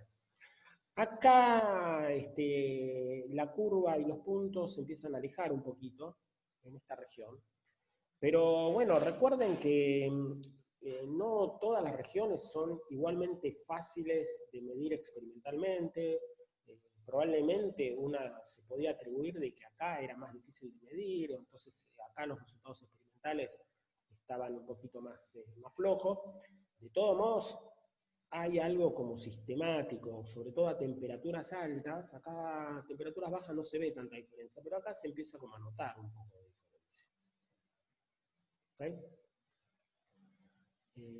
Entonces ahí tenés experimental y ahí tenés Wien.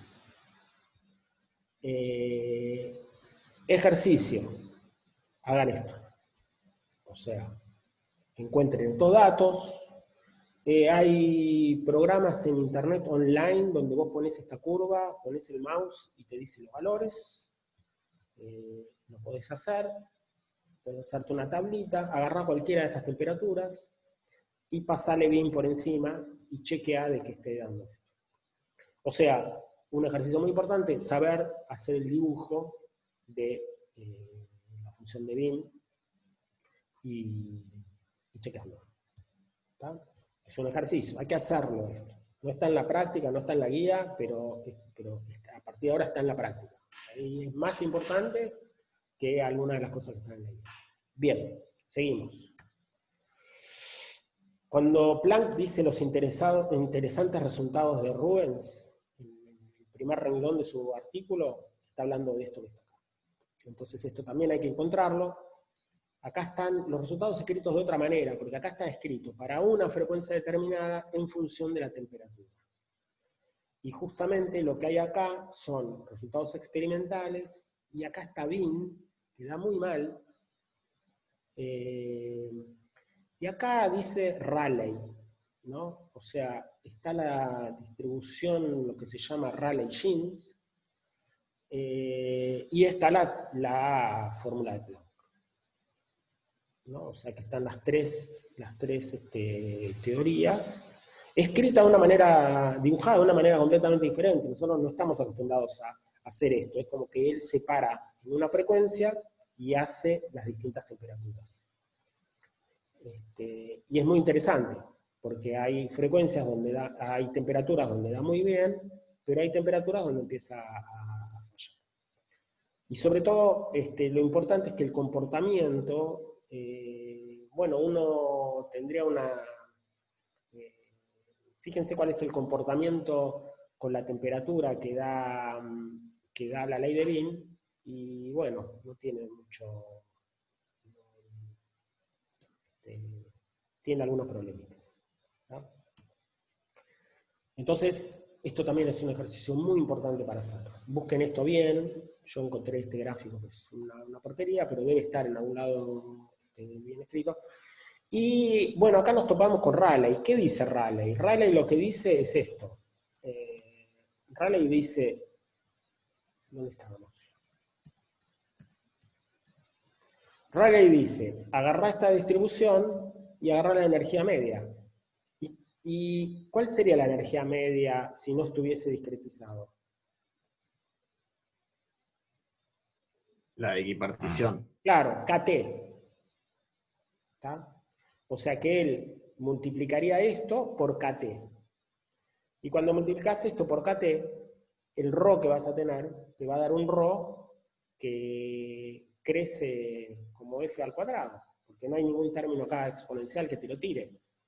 O sea, eso es lo que se llama la famosa catástrofe del ultravioleta, que no es ninguna catástrofe. Raleigh no era tonto, o sea, ninguno de los dos era tonto, sabían lo que estaban haciendo.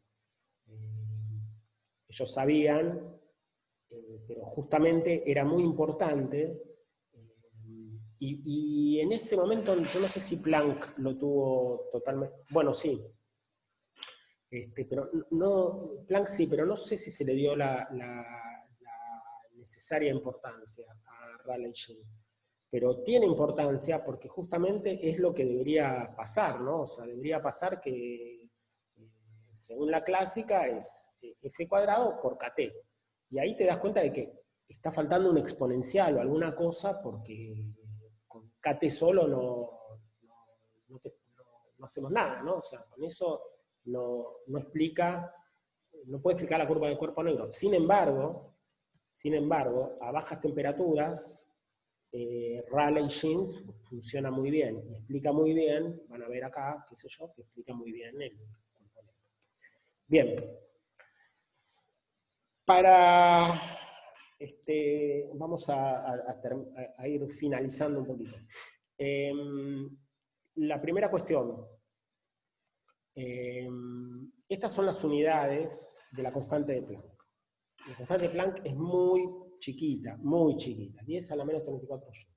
¿Eso qué significa? Que a partir de ahora, esta clase, la otra, qué sé yo, más o menos, pero después está prohibido decir la palabra joule. Ahora joule va a estar prohibida en este curso. ¿Bien? No podemos decir joule. Vos no podés decir 10 a la menos 34 joules.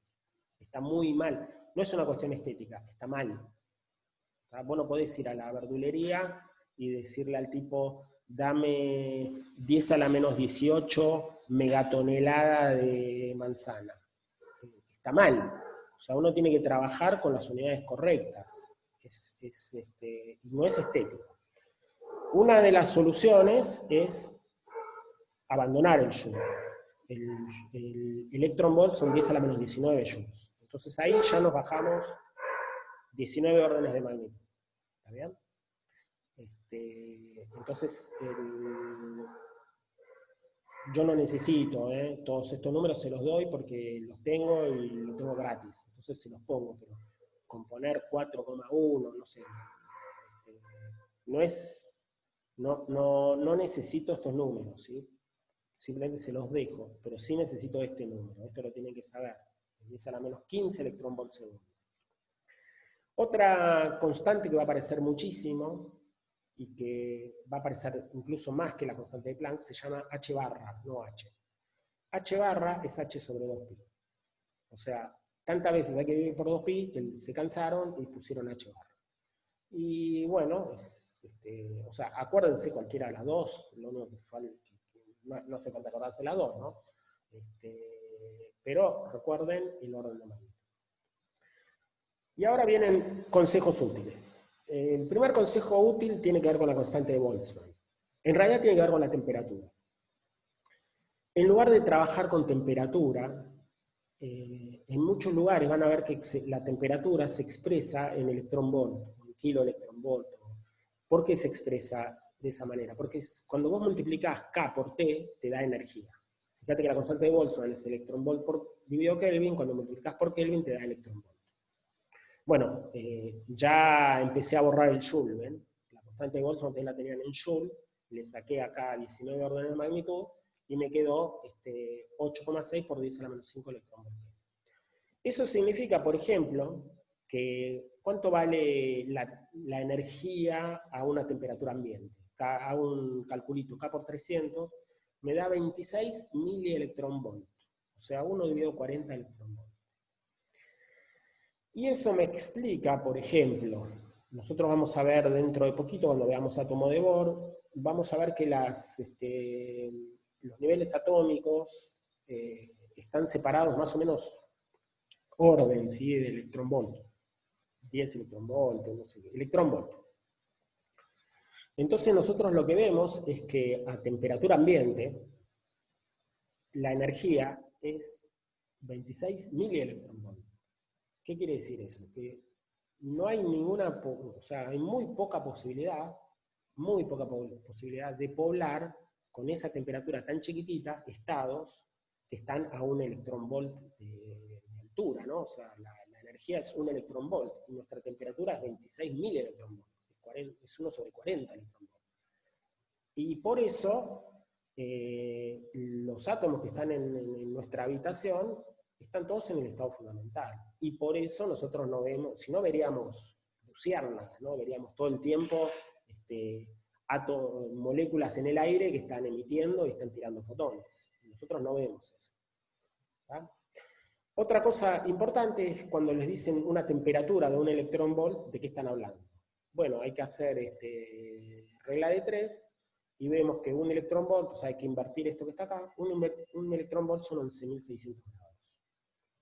Entonces, las estrellas, cuando uno dice la temperatura de una estrella es 1 kiloelectronvolt, bueno, fíjense que son, que cada electronvolt son 10 a la cuarta Kelvin, ¿no? O sea, es una temperatura, un electronvolt es una temperatura muy alta. ¿Bien? Quiere decir que para excitar un electronvolt necesitaríamos 11.600 Kelvin. ¿Se entiende? Bien. Otro truco muy importante, y esto es un truco que yo diría que es fundamental. Cuando ustedes tienen la constante de Planck, en alguna fórmula, si a ustedes les aparece una H, una H barra, lo que sea, en cualquier fórmula, ciegamente, sin pensar, multipliquen por C y dividan por C. Háganme caso, hagan ese consejo y les va a ir bien en la vida. ¿Está bien? Entonces, cuando vos veas H, no la dejes sola. Multiplicala por C, y obviamente si multiplicaste tenés que dividir por C. Pero van a ver que eso les arregla todo. Entonces lo que hay que acostumbrarse es cuánto vale HC y cuánto vale H barra C. O cualquiera de las dos. Yo siempre me acuerdo que H barra C en 1973, porque en 1973 es un año que pasaron muchas cosas, ¿no? Entonces, recuerden que es 1973 electronvolt Armstrong. Acuérdenselo, úsenlo, o si no, 12.400 electronvolt Armstrong. No hace falta que se acuerden las dos, acuérdense una, pero alguna de las dos se tienen que acordar. Y sobre todo que es electronvolt Armstrong. Y otra cosa que también es un truco muy útil, cuando ustedes vean una masa, por supuesto que no pueden hablar más en kilogramos en este ámbito, Lo que van a tener que hacer, apenas vean una masa, multiplíquenla por c cuadrado. O sea, multipliquen y dividan por c cuadrado. Ya con esto les va a dar una idea de que cada vez que vean una masa, van a ver un h cuadrado. Si está en el numerador, lo van a ver en el denominador. O sea, siempre que vean un h, siempre que haya una masa, va a haber un h cuadrado del otro lado. ¿Por qué? Y porque van a multiplicar por c al cuadrado arriba y abajo. Pero automáticamente, ustedes ven una masa, enchufale un c cuadrado. Y lo convertís en energía. Entonces la masa del electrón es medio millón de electronvolt. O sea, es 5 por 10 a la 5 electronvolt. En realidad es, pueden poner 5,11, lo que quieran, pero es medio millón de electronvolt. Y ustedes saben que la masa del protón es casi 2000 veces la masa del electrón, es 1836 veces, lo que les da 940 megaelectronvolt. La masa del neutrón, el neutrón es un poquito más inestable, o sea, el neutrón puede decaer en un protón, es un poquito más levemente, pero depende de qué cálculo estemos haciendo. Yo le pongo estos números, pero no los quiero ver en un parcial, no me interesa que trabajen con esto, ¿no? A menos que estemos haciendo un ejercicio muy específico en el cual necesitamos alguna precisión, pero les pongo estos números porque son los números que saqué ahora de MIST, pero no, obviamente que lo que sí necesito es que tengan un orden, que sepan el orden de magnitud, o sea, que sepan que son 1000 megaelectronvolt, y que esto es 2000 veces más chico, o sea, que es medio megaelectronvolt. ¿Correcto? Bien, y acá les doy ejercicios que son importantes que hagan. Este ejercicio es, primero, la constante de Planck es una acción. Acción quiere decir energía por segundo. Entonces, agarremos algo chiquitito, que sí sepamos estimar. Por ejemplo, yo más o menos tengo una idea de lo que es levantar una hormiga 1 centímetro y durante un segundo. Eso para mí es una acción que yo la puedo reconocer. O sea, yo te puedo decir si esto es más grande que hacer eso o más chico que hacer eso, ¿no? Y es una acción chiquitita, una acción pequeña, porque levantar una hormiga 1 centímetro me parece muy poca energía, y por un segundo me parece poquito tiempo. Comparemos eso con la constante de Planck. ¿Cuántas veces más grande es? ¿Okay? Bien, comparemos, veamos por ejemplo la radiación cósmica de fondo, busquen algún gráfico de radiación cósmica de fondo, es una radiación de cuerpo negro, o sea, el universo se comporta como un cuerpo negro y emite, y esta es la radiación que se supone que viene de las épocas del Big Bang, viene de la época en que la radiación se desacopla de la materia, queda esa radiación, el universo se va expandiendo, y esto quedó muy, muy, muy lejos y queda en el fondo. Bueno, fíjense, hicimos un ejercicio en el parcial, que veíamos que el radio del universo y la temperatura estaban relacionados, se supone que es un radio grande, se supone que va a ser una temperatura chica, bueno, ¿qué temperatura equivale? Acá tiene un ejercicio muy importante, importantísimo.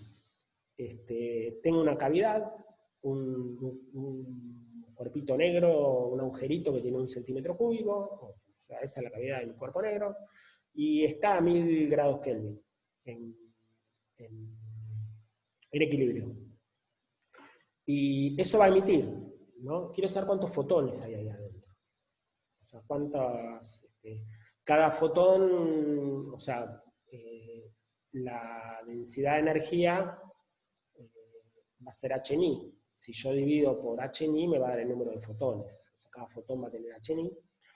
Y fíjense lo que les doy acá. Les doy 10 a la 10, les doy entre 10 a la 50 y 10 a la menos 10. Y es más, les doy otra. Y se van a sorprender, si hacemos esto en clase, se van a sorprender que cualquiera de estas opciones salen de los cálculos que hacen. Cualquiera. O sea que son cálculos muy peligrosos, donde uno puede hacer errores muy grandes. Entonces necesito que hagan este cálculo. Bueno, el mismo problema, quiero saber ahora la energía promedio de los fotones. Y fíjense de vuelta, ¿no? Les doy entre 10 a la menos 10 y 10 a la 10, o sea, les doy 20 órdenes de magnitud para que puedan hacer cualquier tipo de error. Es más, pongo otra por las dudas. Muy importante este ejercicio. ¿Está?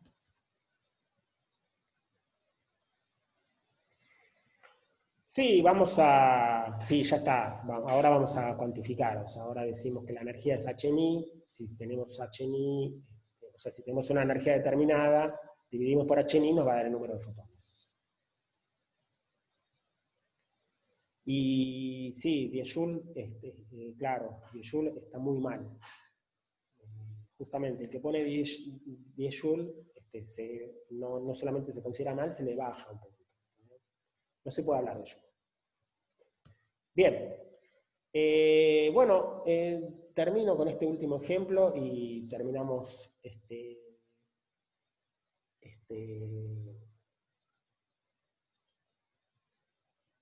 No, ¿por qué? Podés tener poquitos fotones, ¿no? Estamos hablando de un rango. Bien.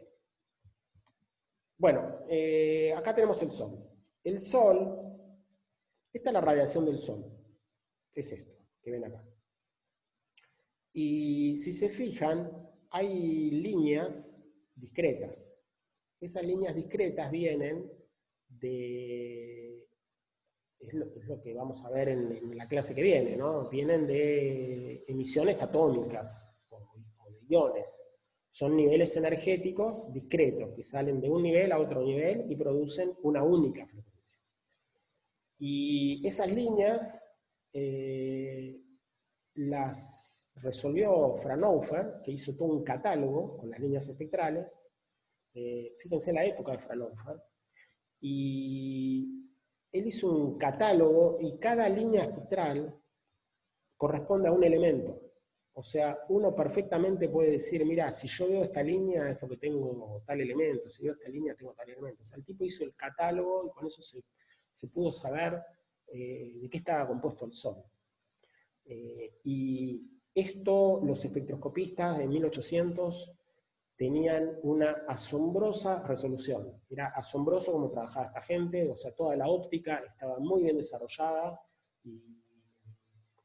y realmente era impresionante que podían distinguir entre estas líneas espectrales y podían identificar elementos que estaban en el Sol. Es más, podían identificar elementos que estaban en el Sol y no en la Tierra. Por ejemplo, un elemento lo llamaron helio, porque helio quiere decir Sol, porque lo habían encontrado en el Sol, pero no lo habían descubierto todavía en la Tierra. O sea, era tal el grado de confianza que ellos tenían de sus mediciones, que identificaban elementos correctamente. Bien, ahora, también ven que todo esto está subido en una radiación de cuerpo negro. O sea, si algunas de estas líneas son de emisión, otras son de absorción, pero todo esto está arriba de un cuerpo negro. O sea que si asumimos al Sol como un cuerpo negro, podemos sacar su temperatura. Por eso les digo acá que no se vayan al máximo. Si ustedes van al máximo, y no sé cuál es el máximo, acá hay distintas cosas, pero si yo fiteo todo esto con esta curva que está acá, y bueno, esta curva la construí asumiendo una energía determinada, una temperatura determinada, entonces yo puedo estimar más o menos cuál es la temperatura del Sol. ¿Ok? Entonces eso sería un ejercicio interesante, que tomen esto y que encuentren la temperatura del Sol. El ejercicio que yo les propongo es el ejercicio al revés. El ejercicio que les digo es el siguiente. Nosotros sabemos, alguien nos dijo, que la temperatura del Sol son 6.000 grados, son 5.800 Kelvin. Esa es la temperatura de la fotosfera. La temperatura dentro del Sol es cerca de 2 millones de grados, y después de la fotosfera ocurre algo muy interesante. O sea, la superficie que nosotros vemos del Sol, bueno, no importa que no se ven, buscalo. Eso es Google. La superficie, lo que vemos del Sol es la superficie, es la fotosfera. Eso está a 5.800 grados Kelvin. Después, aparece toda una región muy tenue, donde la densidad es muy, muy, muy baja, muy, muy baja, y la temperatura aumenta a hasta millones de grados. Eso se llama la corona del Sol. Nosotros no podemos ver la corona porque la luz del Sol la tapa, pero cuando hay un eclipse, justamente si ustedes miran los videos del último eclipse, que fue creo que el año pasado, hace 2 años, hubo un eclipse muy importante, solar total, y hay filmaciones muy interesantes, y cuando se tapa todo el Sol, se ve la radiación de la corona. Existe lo que se llama un coronómetro, que es un disco negro que se pone en el telescopio para tapar la luz del Sol y ver todo lo que hay afuera del Sol. Eso se llama la corona, eso es una emisión de temperatura muy, muy, muy alta. Y bueno, ahí también se descubrieron elementos nuevos. Uno se llamaba el coronium, que es un elemento que se vio en la corona y que no existía en la Tierra. Y resulta que no era un elemento nuevo, era hierro ionizado 15 veces. No sé, era un hierro que estaba a tan alta temperatura que le sacaste 15 electrones. De eso vamos a hablar después un poquito más adelante. Bueno, el tema es el siguiente. Si yo me fijo a qué longitud de onda emite el Sol, pongo acá 5800, hago esta cuenta y me da 5000 Armstrong. 5000 Armstrong es amarillo. ¿Ok? ¿Entienden el ejercicio? O sea, simplemente aplico la ley de desplazamiento de Wien, y les dije que la ley de desplazamiento de Wien me permite a mí ver rápidamente la temperatura, o me permite ver rápidamente al revés, ¿no? O sea, yo acá quiero ver de qué color es el Sol, ¿no? Entonces veo que está emitiendo fuertemente, el máximo lo tiene que cambiar amarillo. Es una cuenta muy simple de hacer. Y les recomiendo que la hagan. Bien. Acá hay una serie de libros, no son artículos estos, son libros, donde hablan justamente de este tema. Son libros de la biología de la visión, de la visión humana, de la percepción de los colores, cómo funciona nuestro ojo. Y en general, acá hay extracción de algunos de lo que dicen estos libros. Todo esto está sacado de esta bibliografía que acabo de citar. Y en general dicen que el pico de la curva de radiación se encuentra en el rango de visible. No se olviden que nosotros, de todo el espectro electromagnético, solamente vemos en esta parte, ¿no? O sea, nosotros esta parte no vemos más abajo, frecuencia más baja que el infrarrojo, ni vemos frecuencia más alta del ultravioleta. Entonces, lo que está diciendo acá es que el pico de nuestra visión justamente coincide con el pico de emisión solar. Y dan una serie de explicaciones, ¿no? O sea, la mayor parte de los mamíferos dependen de la visión, existen lo que llaman los conos y los bastones, y bueno, y eso dice que tienen un pico de sensibilidad entre 510 y 570 nanómetros.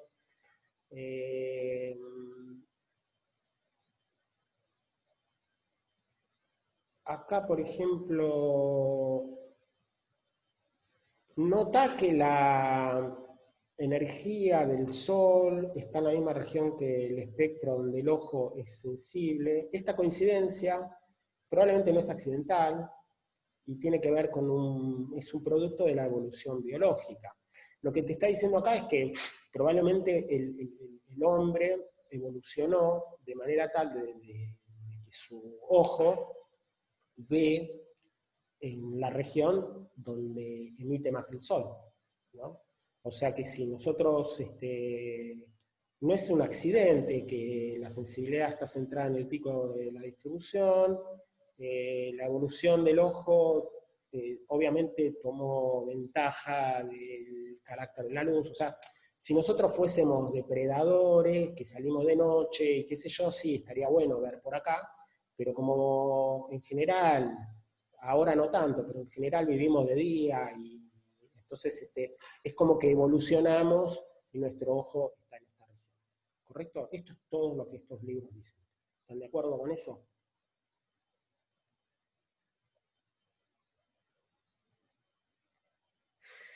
Bueno, vos ves blanco porque se te están mezclando todos estos colores, ¿no?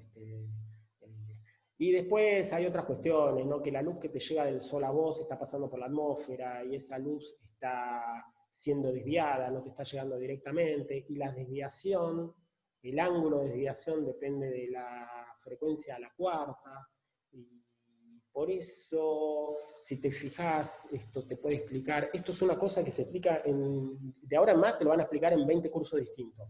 ¿Por qué cuando se pone el sol lo ves rojo? ¿No?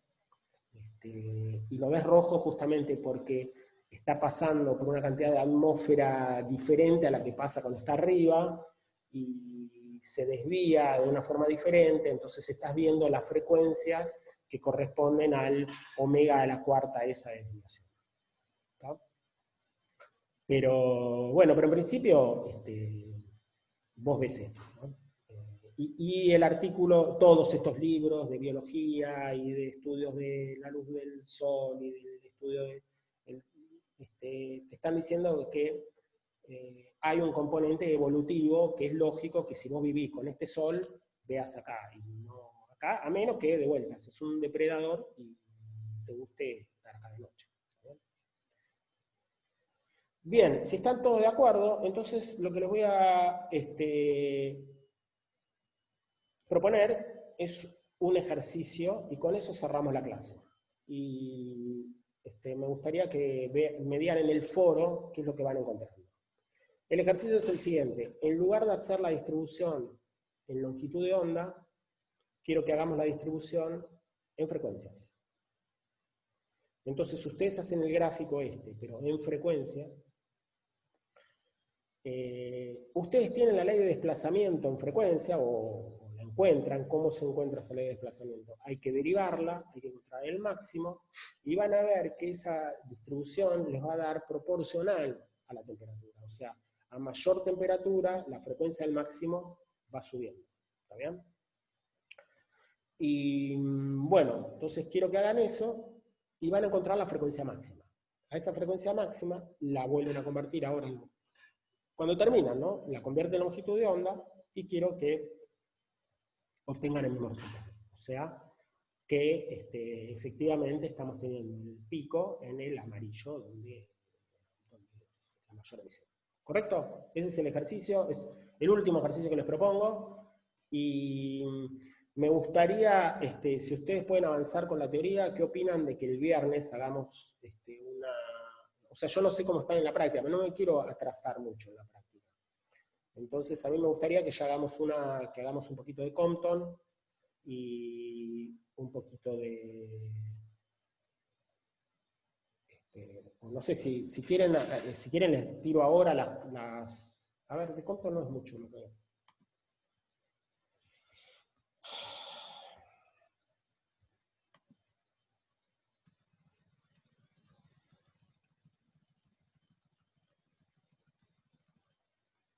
Bueno, tenemos efecto... ¿Quieren que paremos ahora o cómo están? El viernes, bien. Bueno, entonces paramos. Sí, está bien, listo. Entonces el viernes vamos a ver efecto fotoeléctrico y vamos a ver Compton. A mí me gustaría que hagan estos ejercicios que les propongo. O sea, en principio no estoy suprimiendo la guía, pero van a ver que de la guía hay muchos ejercicios que ya están hechos en la parte teórica. Y hay un ejercicio muy lindo sobre el Sol, donde uno mide la radiación que llega a la Tierra, y en base a la radiación que llega a la Tierra y sabiendo la distancia que hay de la Tierra al Sol y sabiendo el radio del Sol, o sea, porque la emisión esa está en la superficie del Sol, entonces uno puede saber cuál es la temperatura del Sol. Y les tiene que dar 5.800 grados, ¿no? Entonces háganlo también. Ese ejercicio es muy lindo, muy interesante. Los otros ejercicios son todos demostraciones que ya están hechas, y les propongo que hagan los ejercicios que les estoy proponiendo ahora. Si quieren después se los resumo en una hoja, les pongo todo lo que tienen que hacer, pero son muy importantes. Entonces hagan eso para el viernes, me comentan en el foro qué es lo que está saliendo, qué es lo que no está saliendo, pero me gustaría que sí, esto que les propuse ahora sobre la radiación del sol, es muy importante que lo hagan, y es muy importante que compartan en el foro lo que encuentran, y que discutamos. ¿Está bien? Bueno, ¿alguna pregunta, algo antes de cerrar?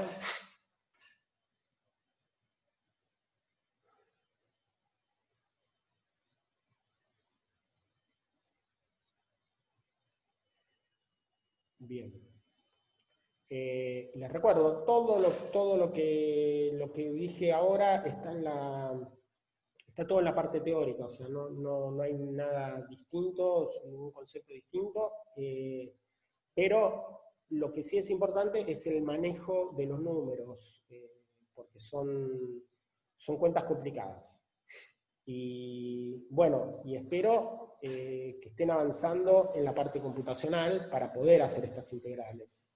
Así que eso me gustaría que también me comenten, y si tienen algún conflicto, algún problema, alguna cosa que no les salió, que me avisen. O sea, si estos gráficos no los pudieron hacer en Python, quiere decir que hay algo que está faltando, ¿no? Entonces, podemos también el viernes dar tiempo para practicar cómo se grafica. Bien, bueno, espero unos segunditos, alguna pregunta, si no nos estamos yendo.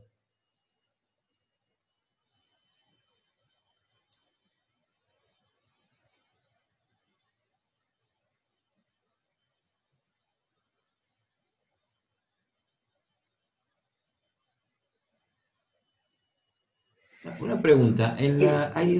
Hay un slide donde vos graficás el calor específico en función de la temperatura, con Sí. una curva que se asintotiza a uno, digamos a un valor, ¿no? A uno. A 3R. Eso tiene, esa curva, donde empieza a asintetizarse, implicaría el problema, no, más atrás, ahí está, donde dice, ahí en el valor de temperatura sobre teta, que está aproximadamente en 0,6, ¿sí? Sí. Eso, digamos, ese es el problema de la cuántica que no se podía explicar clásicamente, digamos, de ahí para atrás, para valores menores a 0,5, es donde está el problema de... Claro, o sea, clásica.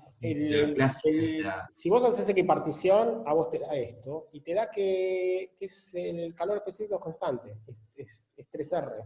Esto es lo que hicimos en el curso de termodinámica, hicimos esto. Correcto. Siempre asumiste eso, y bueno,